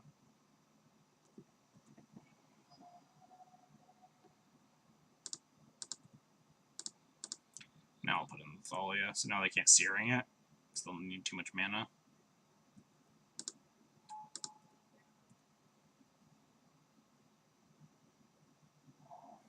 Ouch. Savage beats on Arilax there. I don't know much about the guy though, so don't have a lot to say. What am I recruiting for here? I could recruit for Stoneforge, but I can't cast Jite here. It costs too much mana. Could recruit Sanctum Prelate. Let's see if I draw the third land. Now I might grab Stoneforge. Recruit Jite, cast Jite. Plays into a Shatter effect, which I don't necessarily want. What else can I recruit, though?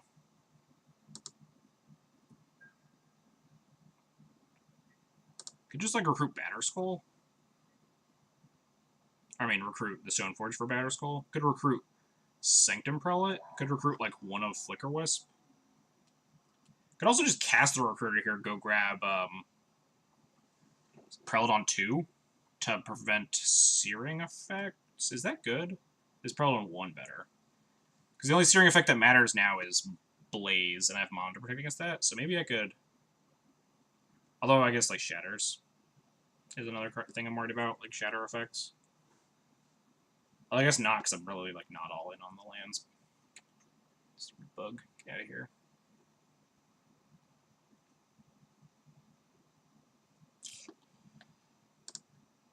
There's a lot of options here. If only I could recruit Brightling. That'd be nice.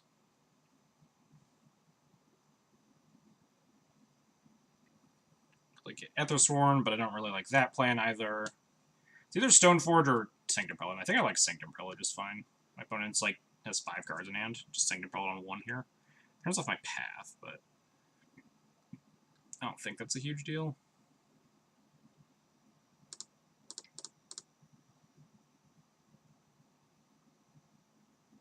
Could also get Flicker Wisp, Flicker the Recruiter. Just like add a bunch of power to the board.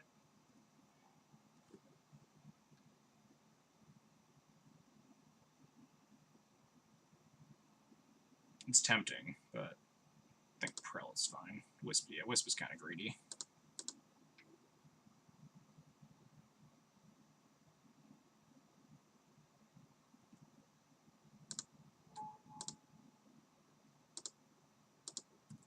Yeah, I think we're pretty safe with just Prowled on 1 here. Unless my opponent, like, Volcanic Fallouts me.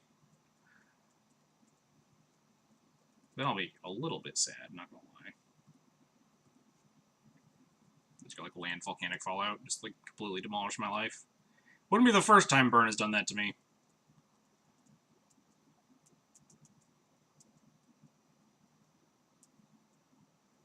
Alright, sweet, they're just dead.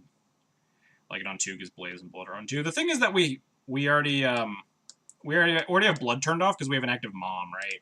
Blood doesn't hit us in the face unless the damage resolves. Yeah. So only Blaze can deal me damage and still can't kill things. But yeah, I agree. Like if I didn't have a Mom there, then I would definitely have put Prelate on 2 because the searing effects are so good.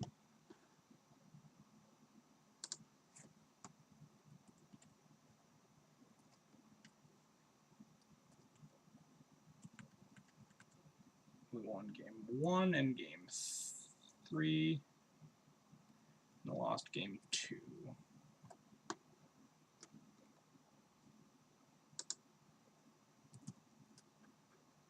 Yeah, K return me. Just cast Pyroclasm or something. Some nonsense. But I've definitely been Volcanic Fallout at a Burn before. Shit happens.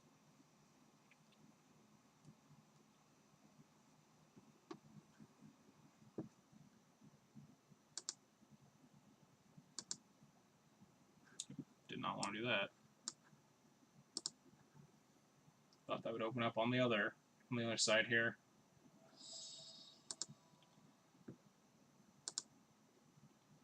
Alright. Fallout's perfectly reasonable. Yeah. Oarsman. Is this like actual Joel set? I have no idea.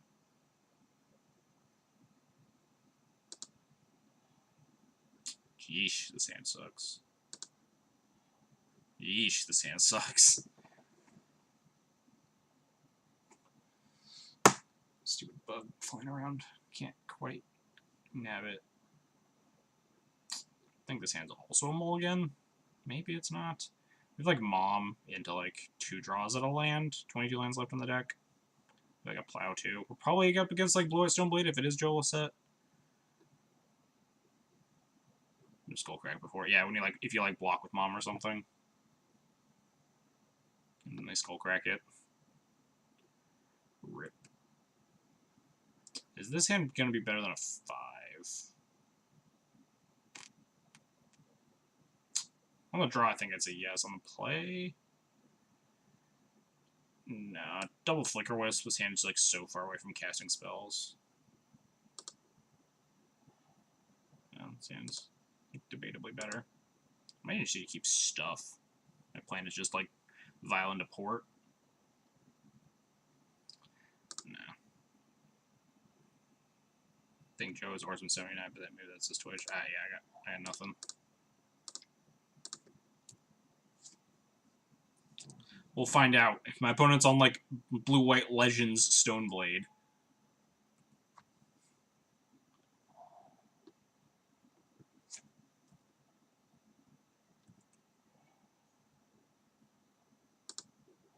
And then my opponent will probably be Joel set.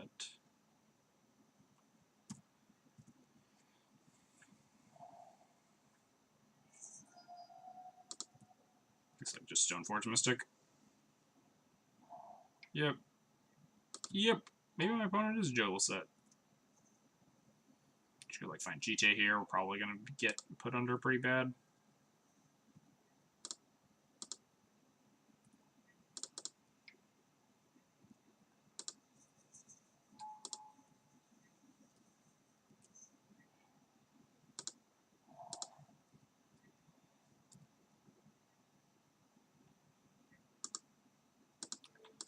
Doesn't really matter what to tap here. They'll probably just activate the Stoneforge here. No. Because they can also just go 3rd land and wait.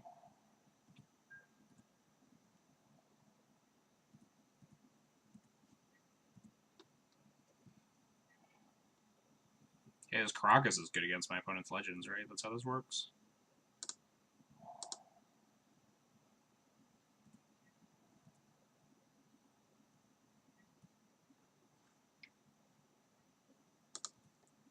Sure.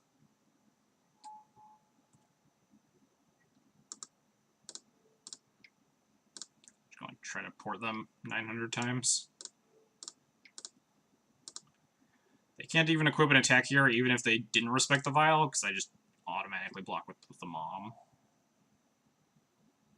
But we have like a lot of insurance against the Stoneforge. Please attack.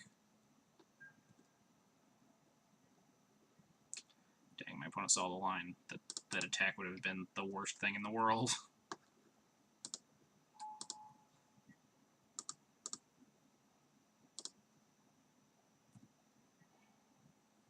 Aw, man. No wasteland targets.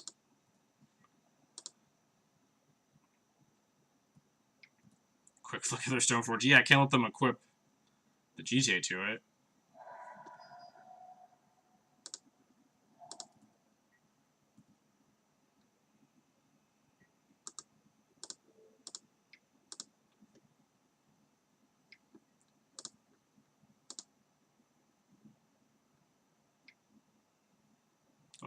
Venser me?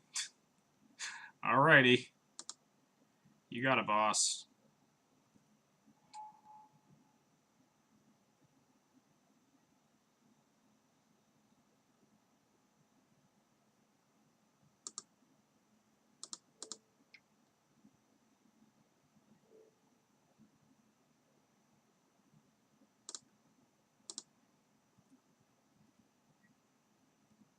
I think I'm just trading my Flicker Wisp with their Stoneforge here.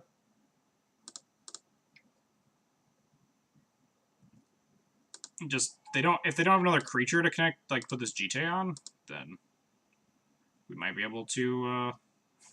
I mean, I might just because the Karakas does check their Venser if their Stoneforge is the only creature they have.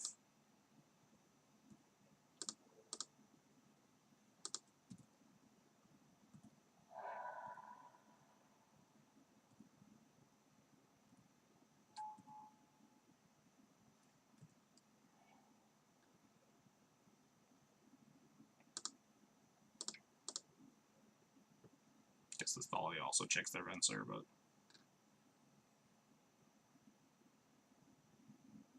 we're just like super dead to a Trinum anyway. Force a Will. Aggressive.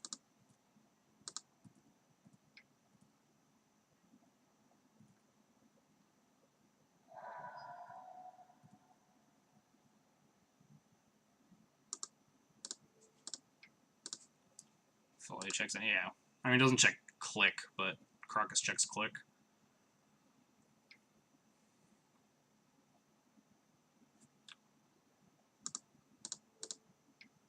I don't really know what my opponent's plan exactly is, but it doesn't seem like super good. Yeah, they just concede. That plow there did not seem like the most aptly cast plow in the world. I don't know what's in their hand, though. That seems like a kind of quick concession as well. I don't know. Weird. Oh, well. So my opponent's playing Joe Lissette Miracles, which, to be honest, I have no idea what's in that deck. Or not Joe Lissette Miracles, Joe Lissette Stoneblade.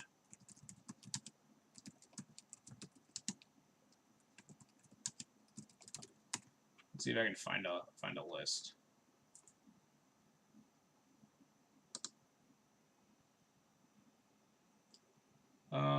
This was GB Richmond. Okay. So this is probably my opponent's deck, or something close to it. 4 Snap, 3 Stoneforge, 2 TNN, 2 Click, 2 Venser, 2 Jace. Brain 3 Flusterstorm. Holy crap! Because my opponent maybe had some bad cards in their hand. Nahiri the Lithomancer. So I think these chalices kind of suck. My opponent has a lot of not ones. I think we're boarding in just these cards. And also, what are we boarding out? What are they boarding in as well? They're probably boarding in Disenchant, Council's Judgment, Extra True Name, Supreme Verdict, stuff like that. Seems reasonable.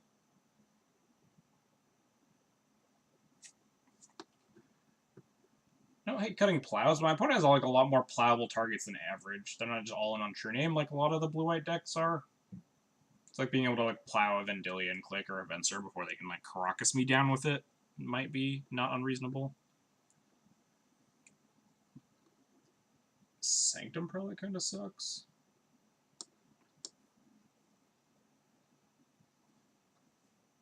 Could actually buy Council Judgment not being the worst here, considering how little True Names my opponent has. Or not Council Judgment, Cataclysm.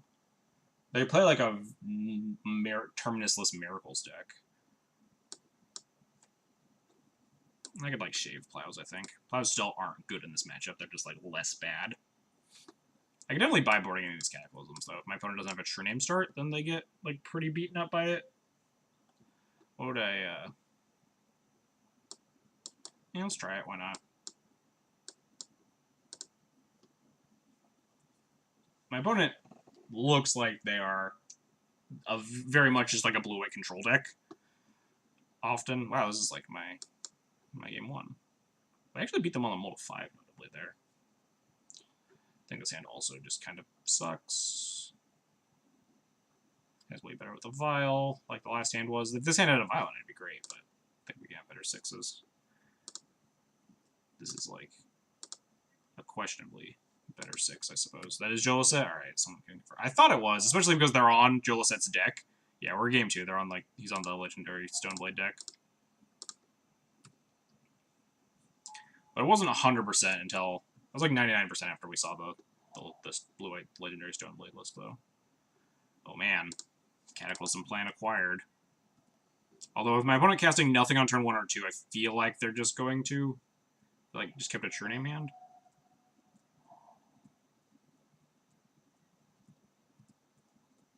And this Cataclysm looks really dopey.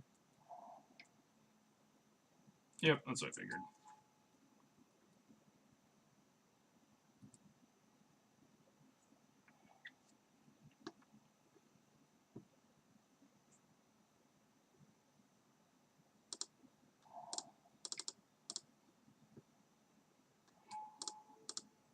They just, like, cast and equip GTA here naturally. We just die.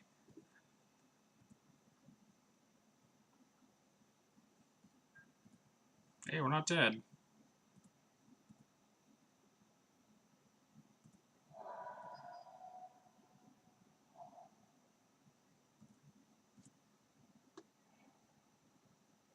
I wonder if I'm supposed to, like, Cataclysm at some point. Like, behind in the race is the issue.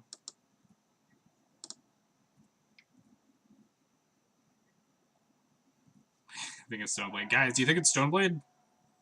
It might be. I'm not positive. There's a chance that my opponent is playing Stoneblade. Venser this Crusader. Be kind of funny.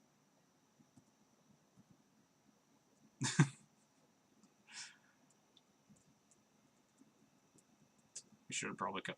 Alright, my opponent has just decided that they did not want to play more Magic. I don't know.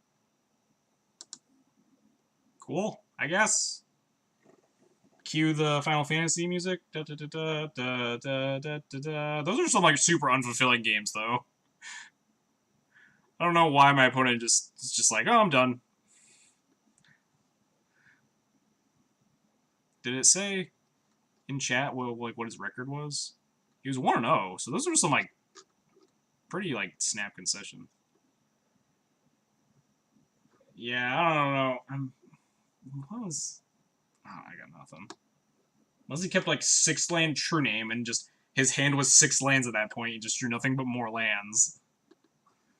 That was a very confusing win there.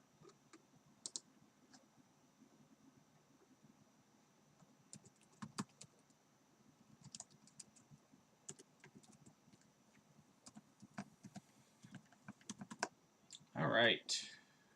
Cool, I guess. Yeah. I will certainly take it.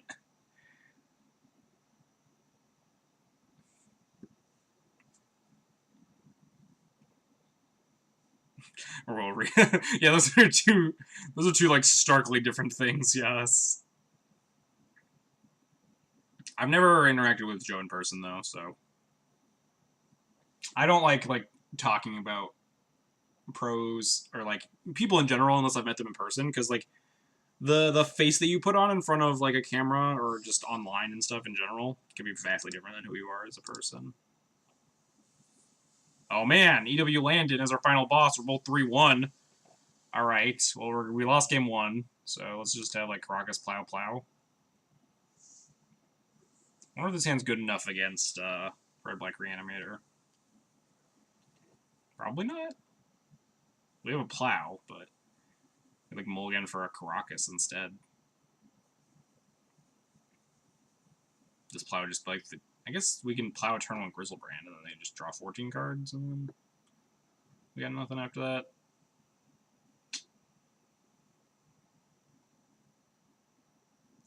Mass murderer not on camera. Yeah, none of you guys have met me in real life. You don't know what I'm like.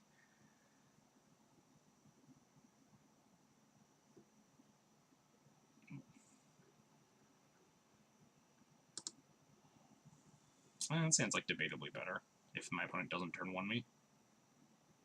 Hey, my opponent also mulliganed to 6, so there's a chance we don't get turn 1. I think we're just bottoming cards that aren't like plows and Caracas.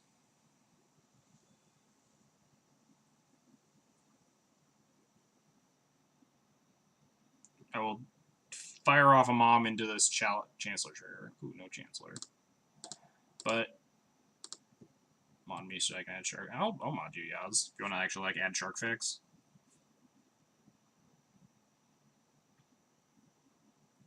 Shark Fix is one of the things that was an idea that never got implemented.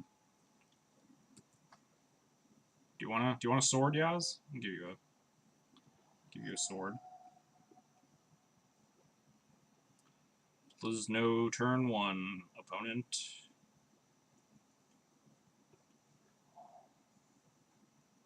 Well, this is unexpected.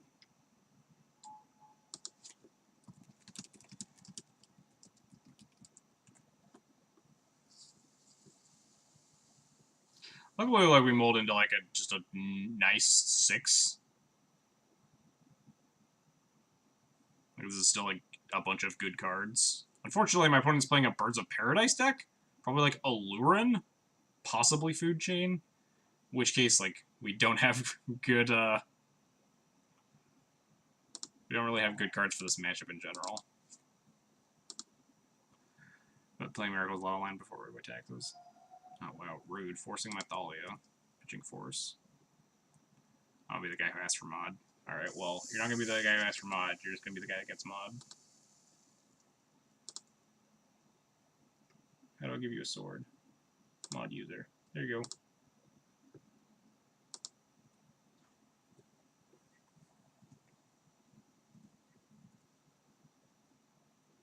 Not like my mods actually do anything in this chat. Mostly. It's not like we're big enough to actually get people that need to get banned.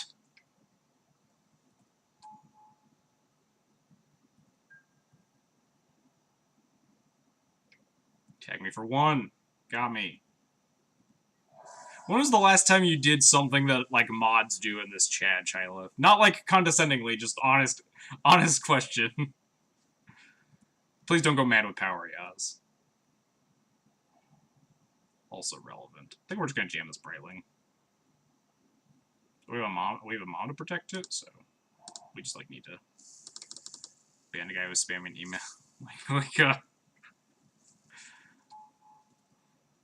Yeah, I think I remember that. It was just, I recall something like that happening a good bit ago. I'm just gonna like cast a lure in here and kill me. I guess answering questions is like vaguely mod-like.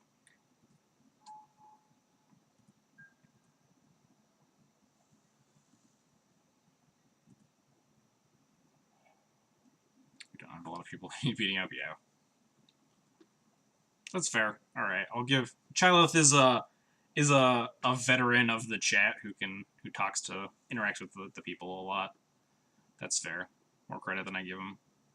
So we can like revoke one of their things. Porting is really bad, but I guess we can just attack with Brightling, right?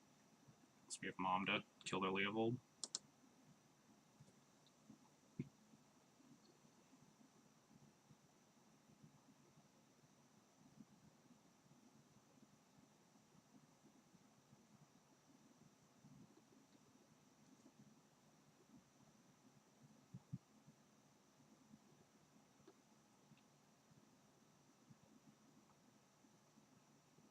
Oh yeah, if they answer questions that like the streamer gets asked a whole bunch. It's a good function. What am I pumping this to? I'm casting a Revoker. What's the date today? The 18th? Can also gain life. I don't think gaining life's relevant. I'm just pumping this once.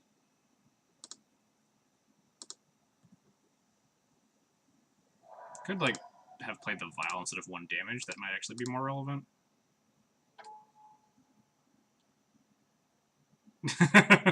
Oh, okay. That was the plan there. I see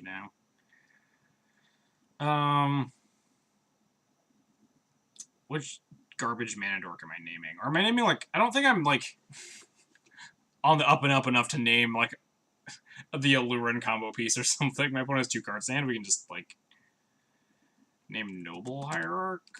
Because I'd rather like kill this bird or something. This bird's just gonna keep attacking me.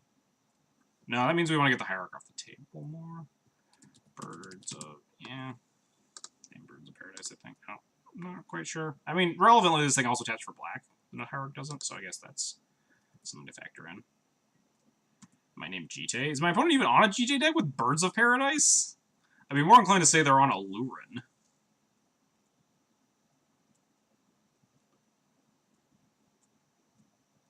You don't name that name Birdseed. Yeah, getting rid of Hierarch more relevant than getting rid of birds. Also, it takes them off of a color. Yeah, this is fine.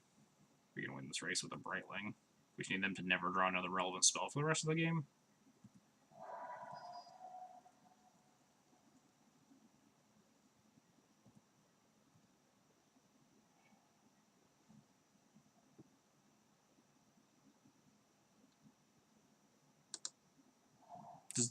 Does that deck play Birds of Paradise? It seems like way, way worse than Noble Hierarch.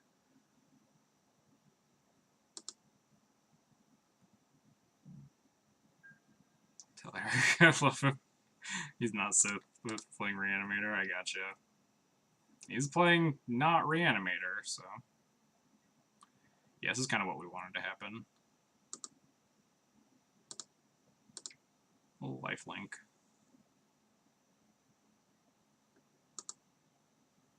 Also, like, make it a 4-2.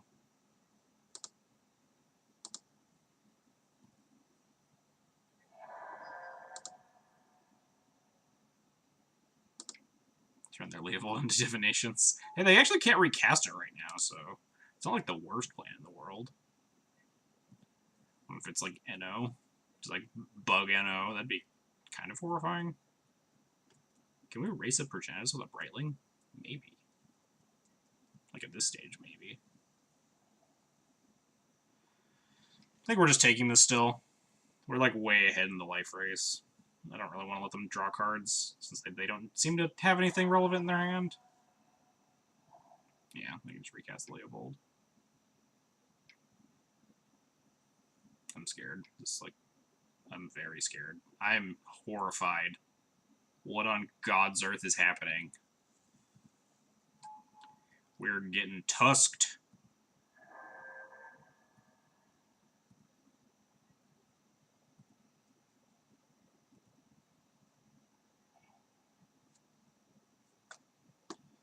We can kill a Tusk with a Brightling and a Mom.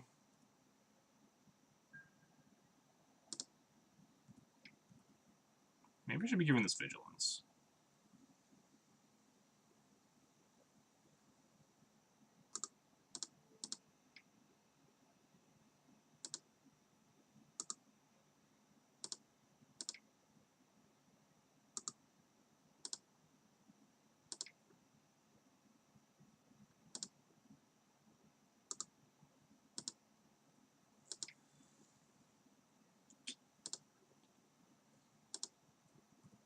Gain a bunch of life.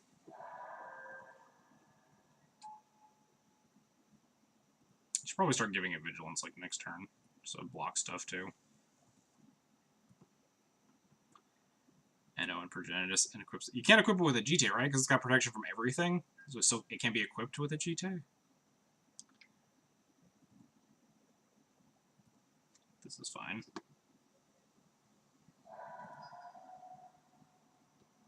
Even before second Thragtusk.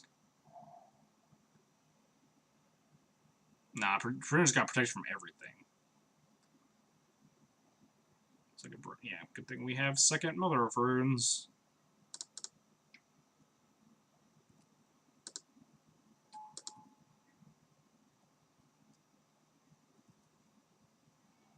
Oh wow, we just like keep drawing super relevant cards. Now we just get to like sort up this Brightling.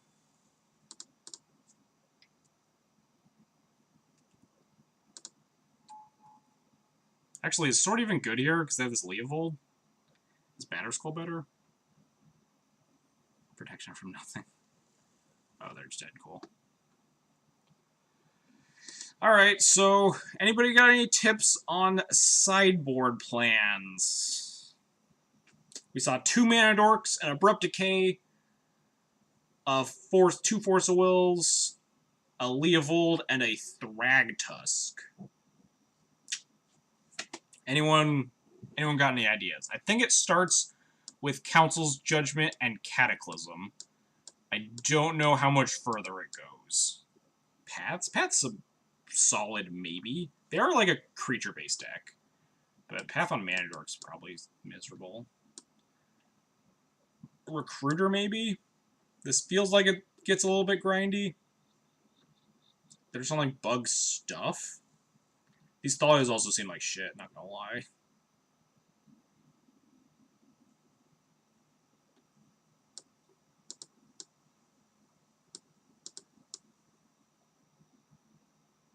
Where do my paths go? Oh, they're right here.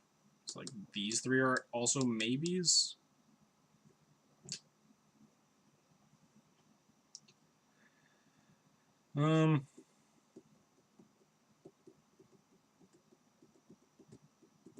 Mirror Crusader seems really good in this matchup. I guess Sanctum Prelate? Not sure I need third recruiter. Yeah, it's just like, if there are like better options and stuff in my main deck, then I'll bring it in. Because this like matchup might get grindy, but like just being able to have extra recruiters to like recruiter Wisp Chains can be relevant. Yeah, I'd say cutting the Prelate's a pretty easy minus, but just am I putting in a Path or a recruiter? Still have no idea what my opponent's playing. Could be like... Oh, we didn't see... Like, they had a bunch of non-basics, right? No, did they have a bunch of basics? I've already forgotten. If they had a bunch of basics, it could be like just Bug Nickfit? That just like didn't have the Nickfit engine going. In which case, like, the recruiter's really good. And also I'd order the files if they're on Nickfit, but... let's just do that. And if they're on Nickfit, you want stuff like Rest in Peace. More. But let's just play game 2 and see how it goes. But I'm molding into 6. Crusader's really good. And we'll keep it. 10's a tiny bit loose. But we have like Plow for a Mana Dork, turn 3 Crusader with Cataclysm. If we like Crusader into Cataclysm, seems pretty strong.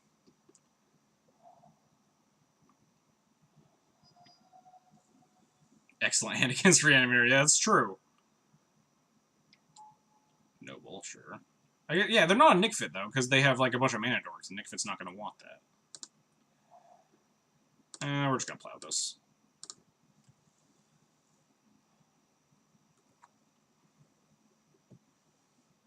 Oh, sick.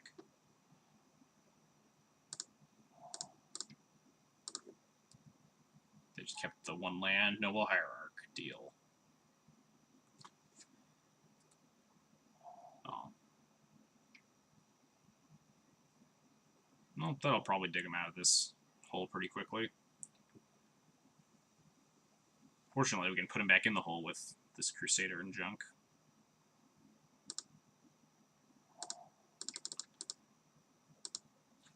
They did mold a 6, I think, right? It's like mold a 6, 1-land Mana Dork Sylvan Library is probably a pretty easy keep.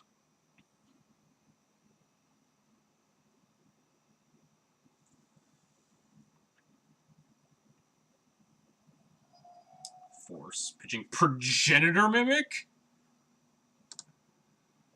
Alright. That is a card that exists.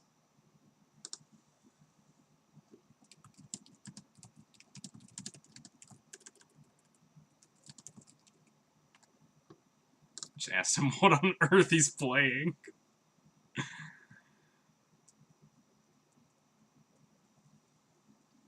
It's gotta be like, I mean, you can like Green Sun for that card, right? No, it's not. It's this, right?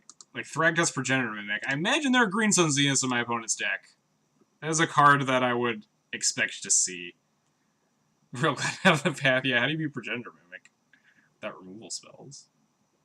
Also real glad we have this Cataclysm to just blow up a bunch of my opponent's lands.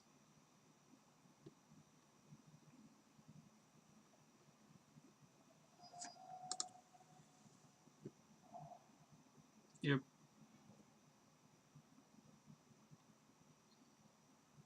Fetch like Swamp Leo Boulder here or something. Underground. True Name. Yep, that's sure. Why wouldn't that be in their deck? That's like there's a card that exists.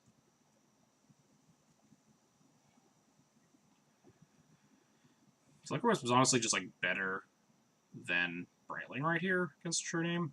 We just like race them a lot easier. We'll just wasteland them too.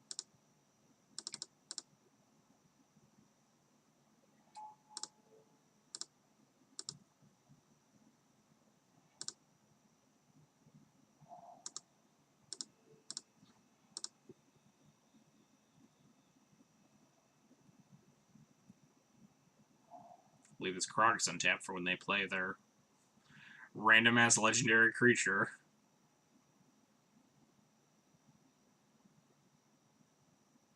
Didn't play the Wasteland for its player on Daze. I mean, if I get Daze there, they deserve it. If their deck is also playing, if their Progenitor Mimic deck is playing Daze, then just they can have it. They can have that Flicker Wisp.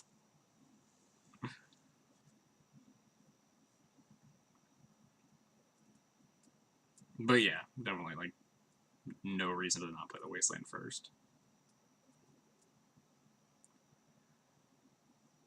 I'm playing for, but like Progenitor Mimic and Daze was such a nombo. How do you ever get to enough lands?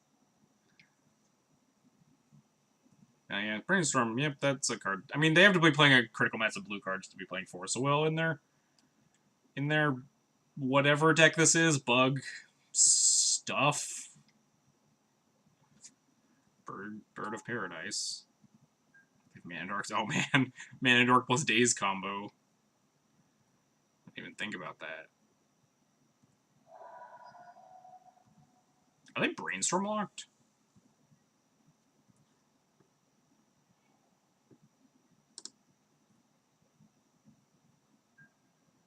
Like if I flicker this library, like I'm gonna flicker my Flicker Wisp and flicker their library out so they don't get the trigger, and then make them chump block with a bird, or yeah.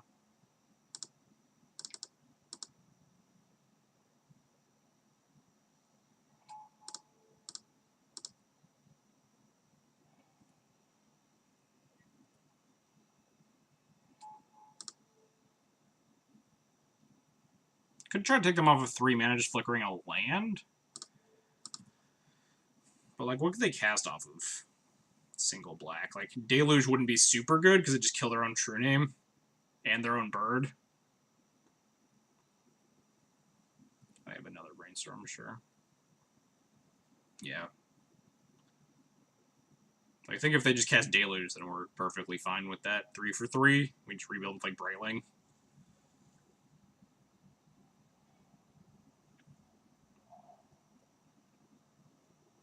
They like Marsh casualties me now. Fuck.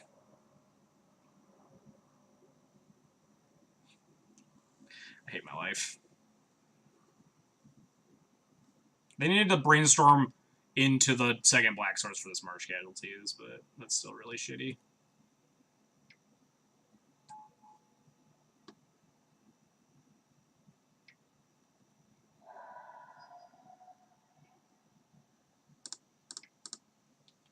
Stoneforge for Sophie to get through this True Name.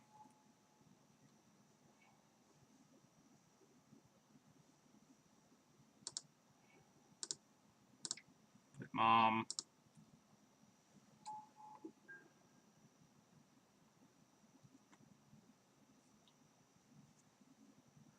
Let him win. He might win this game. That March Casualties was just about the only card.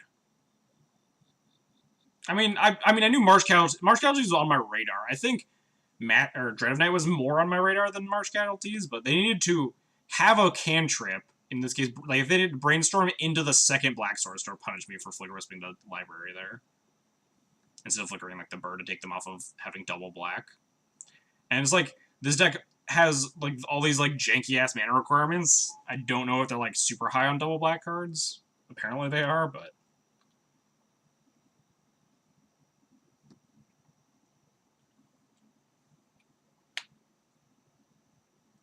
man, can we have like Orzhov Pontiff? Can we have Holy Light in my deck?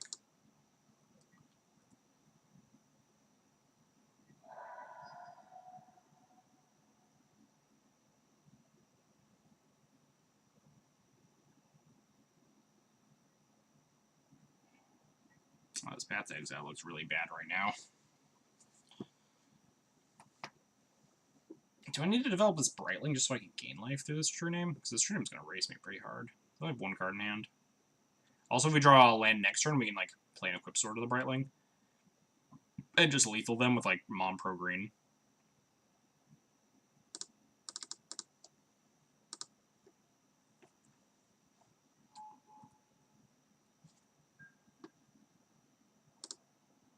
We can also attack them for 1 here.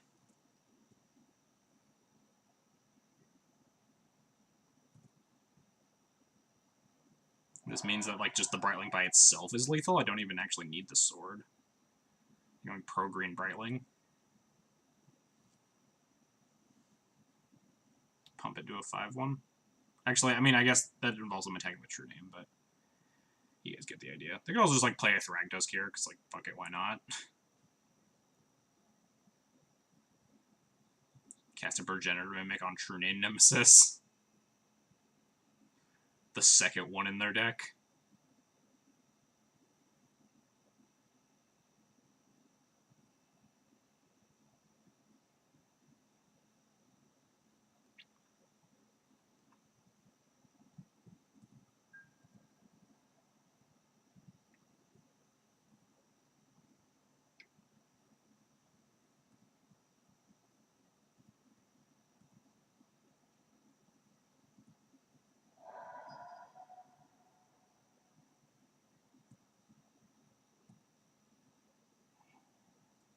Alright. Do I just go for the lethal here?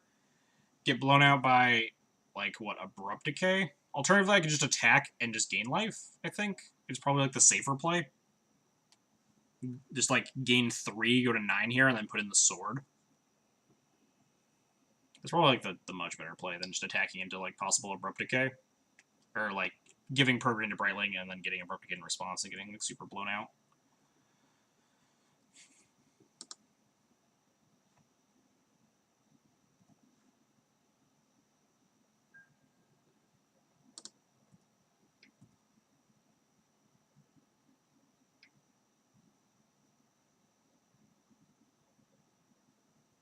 Aren't they just dead now? I mean, I guess they could have, like, another spell to cast. Do I go for lethal here? This feels like kind of bait, though. I'm a little concerned. I could, like, just keep playing it safe. Activate the Stoneforge right now, put in the sword. Just sack the Stoneforge to the Diabolic Edict. They do still have access to black mana, notably, with, like, the double bird. The last card in their hand.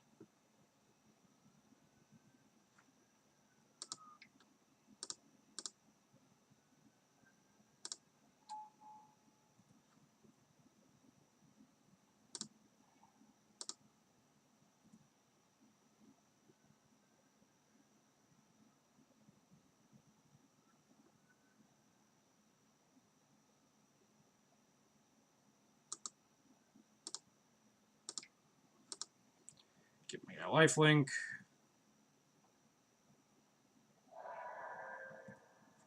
Now we're not, like, in dying range.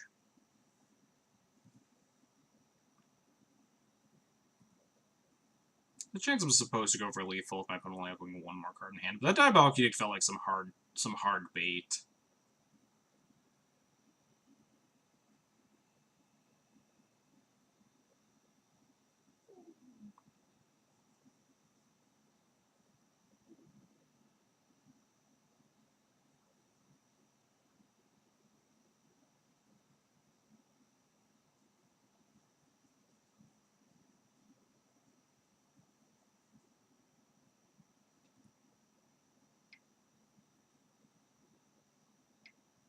I'm scared. What is this? Please don't. Second turn ammo? That's not scary at all.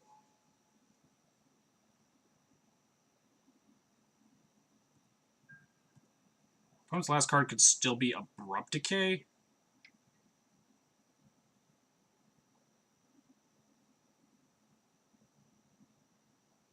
If we path the bird, I think we can actually go for lethal, though, through an Abrupt Decay. Not through a plow, but no, I put in the cast a single white card.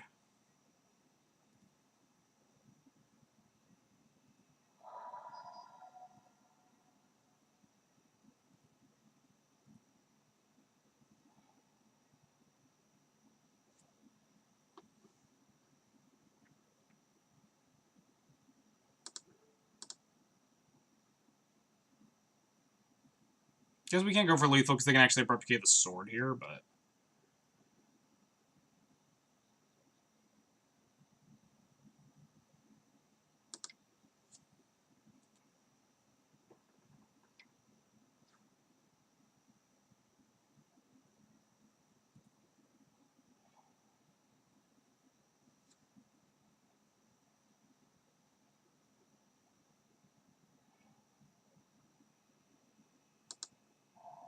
Should have done this on, like, my upkeep or draw step. I didn't have any stops in there, but it would make them use the mana on the Abrupt Decay now rather than... I could, like, deploy Crusader or something.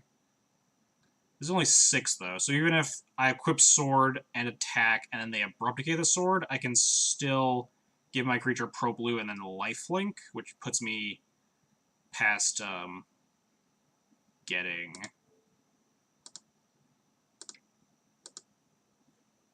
killed by 2 True Names.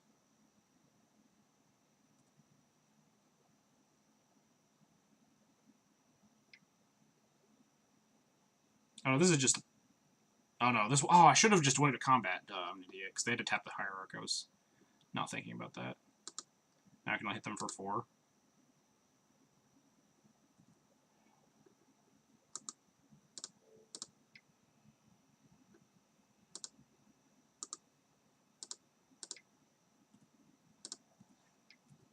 Now my shields are, like, very far down, though. That was really bad. If I just, like, pat that in my own upkeep or draw step, which I thought about doing, but it was, like, too late, because they're just, like, autocast through those,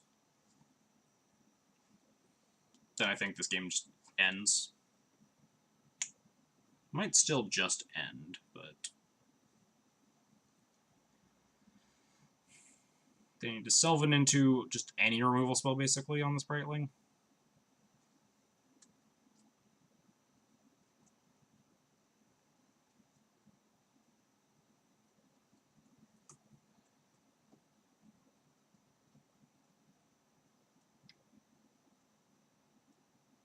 Like another Abrupt Decay here. Yeah. That was real dumb. I could have just won this game like really easily.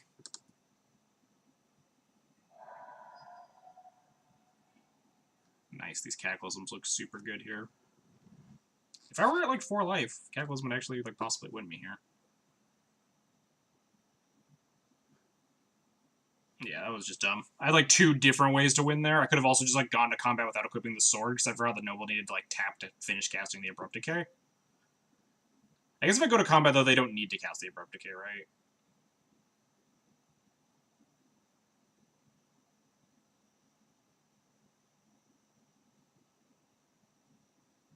Yeah. Like if they didn't find the other Abrupt Decay, I should stop wasting time because we're just dead. We talked about this game post-sideboard, in which I'm going to, like, cut all these Path to Exiles, I think. Because I think my opponent's deck just doesn't look like it's ever going to cast Progenitor Mimic. Don't really know what their plan is there, but it doesn't look like it's, like, a particularly good one. I just, like, really punted that game really hard. Part of it was, like, the Moto interface of, in my upkeep, I was like, oh yeah, if I just pat this in my draw step or whatever, then they have to fire off the Abrupt Decay and then I win. And then, by the time I was like, oh, I can go do that, it was already my main phase, because, like, auto-passing.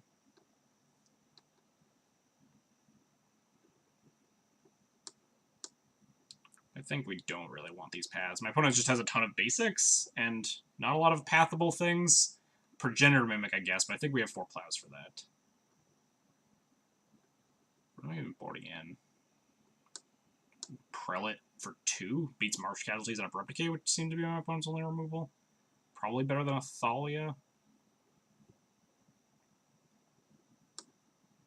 Relic Warder? For what, Sylvan? Second Prelate also hits, you know, hits Sylvan, hits Abrupt Decay, hits...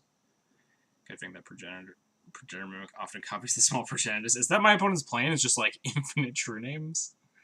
Seems, like, kind of horrible. Let's do that. Fuck it. I'm tired. It's late. This is my last game. Just want it to end. So we definitely should have won that game, but I'm just not good.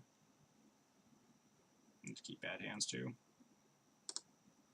Yeah, so just, like, die to Abrupt Decay. Why not? Mostly because I want to go to bed and I'm, like, not getting any serious testing out of this matchup, whatever it is. The 4-1 versus 3-2 doesn't really matter to me a whole lot, and I'm tired, and this is not a very big learning experience. So it's just all in all, just kind of eh. Keep super loose hands. Just, like, die to Abrupt Decay next turn.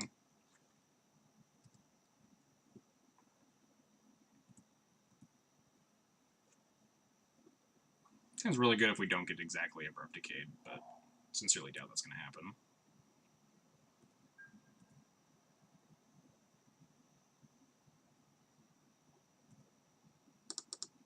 Yeah, that's exactly what I'm saying, Jylith. Why would he get my hopes up, opponent? Oh, I gotta brainstorm first before Abrupt Decaying me. Playing versus the trophy leader, show some respect. I'll show some respect if they're like red-black, but this deck I'm never going to play again in my entire life. Never gonna play against this deck, so... Oh wow, no Abrupt Decay, deal. Oh, is that just like the pump fade, like, make me sweat there?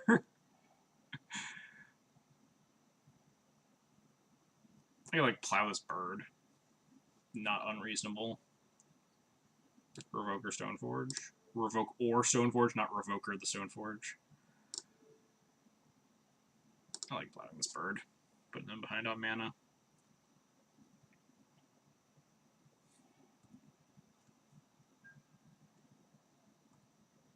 And just trying to win this game with a pile of Flicker Wisps and getting Dread of Knighted, or getting Marsh Casualties really bad.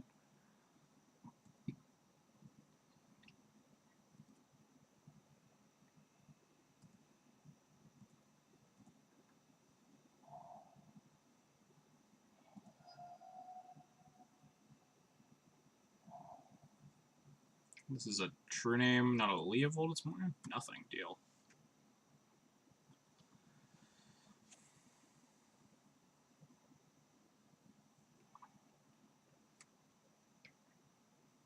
Yeah, guess we can revoke that Hierarch now. Oh yeah, revoking Hierarch for sure. Also, we're gonna take this vow up to 3. Stoneforge isn't relevant unless I draw a second land anyway, so I'm just able to cast it if I ever find another land. And just violating Stoneforge doesn't do anything until I hit the second land anyway, to turn on any of my equipment.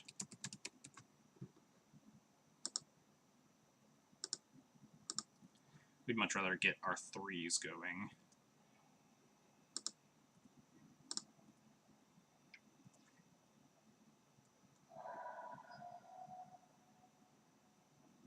Also, like, Flicker Wisp this Bayou. board's kind of squishy to a Marsh Casualties, but, I mean, my game plan is losing to a Marsh Casualties, because my game plan is just make a million Flicker Wisps. So I'd be kind of happy if they fired off the Casualties now. Leovold? Sure.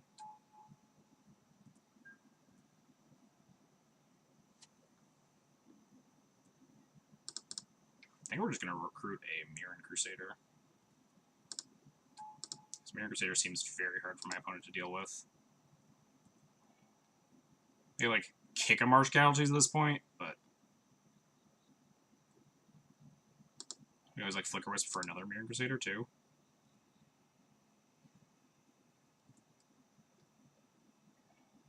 Oh, this Council Judgment's so close to being cast.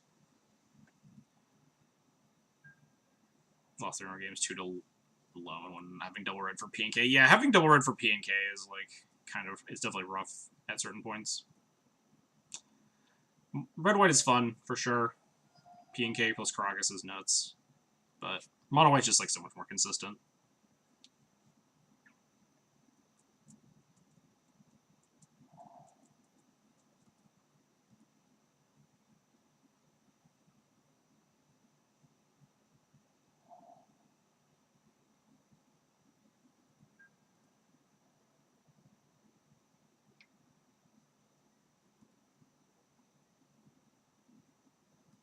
Or I'm supposed to just, like, chump block with this with the Mother of Runes. None of my... I'm not protecting anything from anything, like, super relevant. Oh, nope, don't want to do that. Go to blocks first. And I guess we'll block it with, like, the Recruiter and give that pro color instead. No, if I have, like, a sorcery speed thing. Yeah, I'll block like that. You could also just, like, Flicker Wisp it if they have Abrupt Decay or something.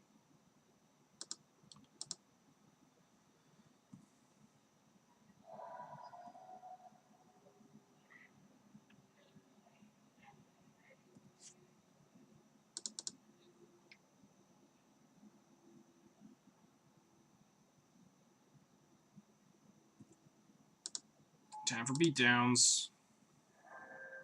Opponent has 5 mana. Hopefully they can't do anything scary. Flash in some crazy-ass threat. Opponent's just gonna, like, cast a Progenitor Mimic on, like, my Mirror Crusader or some nonsense. We have a Plow now, at least.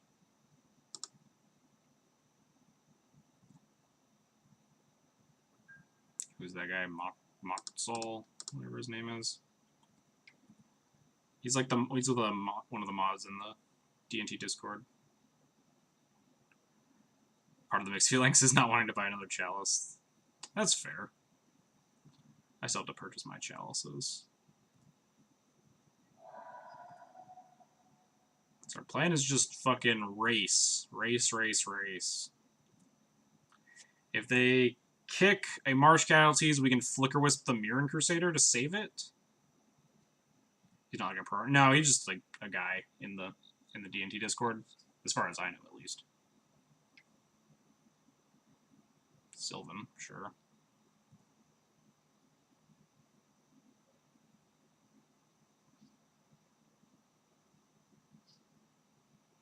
He's got some definitely some excellent advice. He's a veteran player for sure.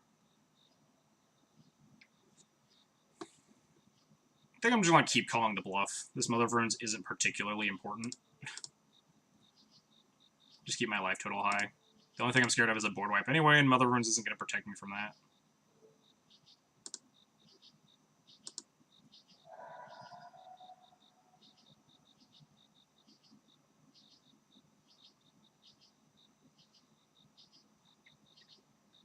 Four, 5, 6, 7, 8. Technically I'm lethal, but probably not a good idea. Unless my opponent taps out for something irrelevant. Like this Leovold. Now we have lethal, right?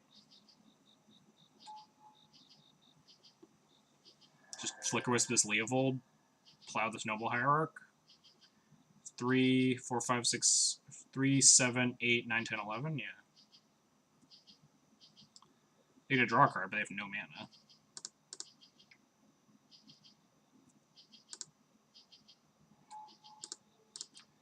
Leo.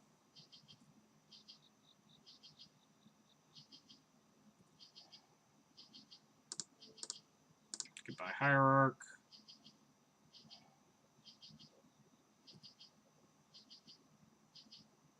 I'd have plowed first. I mean, it didn't matter, right?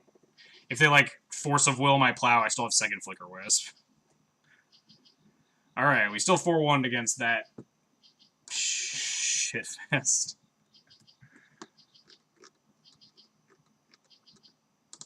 I'm gonna put Bug and then a ton of question marks on my spreadsheet. Won game 1, lost game 2 because I'm an idiot, won game 3. Cool beans. Deck was also ran Progenitor Mimic for a reason. Yeah, exactly! Like, it looked like a Bug Leo deck that just also had a Thragtusk and a Progenitor Mimic in it. Like, what was that deck's plan? I have no idea what their jumping off point was. It was just like, let's take Bug Leo and just, like, play Progenitor Mimic for infinite True Names or infinite Thragtusks. Like, I got nothing. It was probably just Landon just memeing with some like weird dumpster fire deck instead of Red Black Reanimator, but shit happens. I'm surprised you got. I guess I'm not that surprised, but 3-2 from what we saw, that deck did not seem very viable. But what do I know? All in all, I like the changes that I made.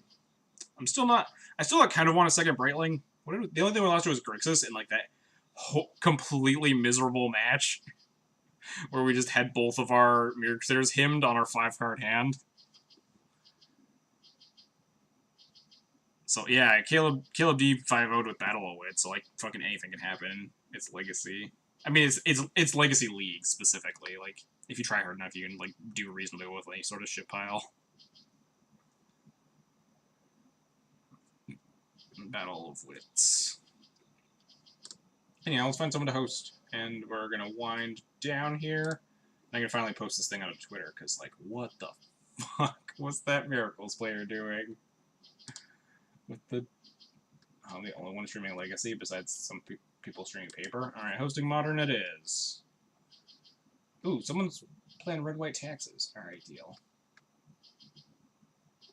Not Legacy Taxes, but I'll respect anyone playing Aether Vials and Flicker Wisp and Thalias. I respect you, Yama Killer, whoever you are. Later, Arkin. Alright. And later to everybody else. Thank you all for coming and hanging out tonight. Hope you had fun. It's going to end the stream. If you want to support the channel in my future endeavors, you can follow, subscribe, or donate. Follows are totally free, help you know when I'm going live, help other people find my content. Subscriptions get you a sweet Thalia emote like Yaz is showing off, and a Thraben-themed sub-badge in the chat. And donations, I'd be more than happy to play a Death and Taxes list you want to see run through a league. Just let me know beforehand. Other than that, you can subscribe on YouTube or follow me on Twitter. Twitter is just where I post where I'm going live and other Magic or sometimes not Magic-related things. YouTube is where I post all my streams after I go live. So if you want to see a bunch of content there, there's just a bunch of Death and Taxes leagues from months and months ago. If you ever want to go find more content there. Anyway, thank y'all for coming and hanging out tonight. It was a good stream. We 4-1'd. Had some, definitely see some meme moments. Anyway, catch you guys all later. Enjoy your sword, Yaz. Good night, good morning, whatever you are in the world. See you later.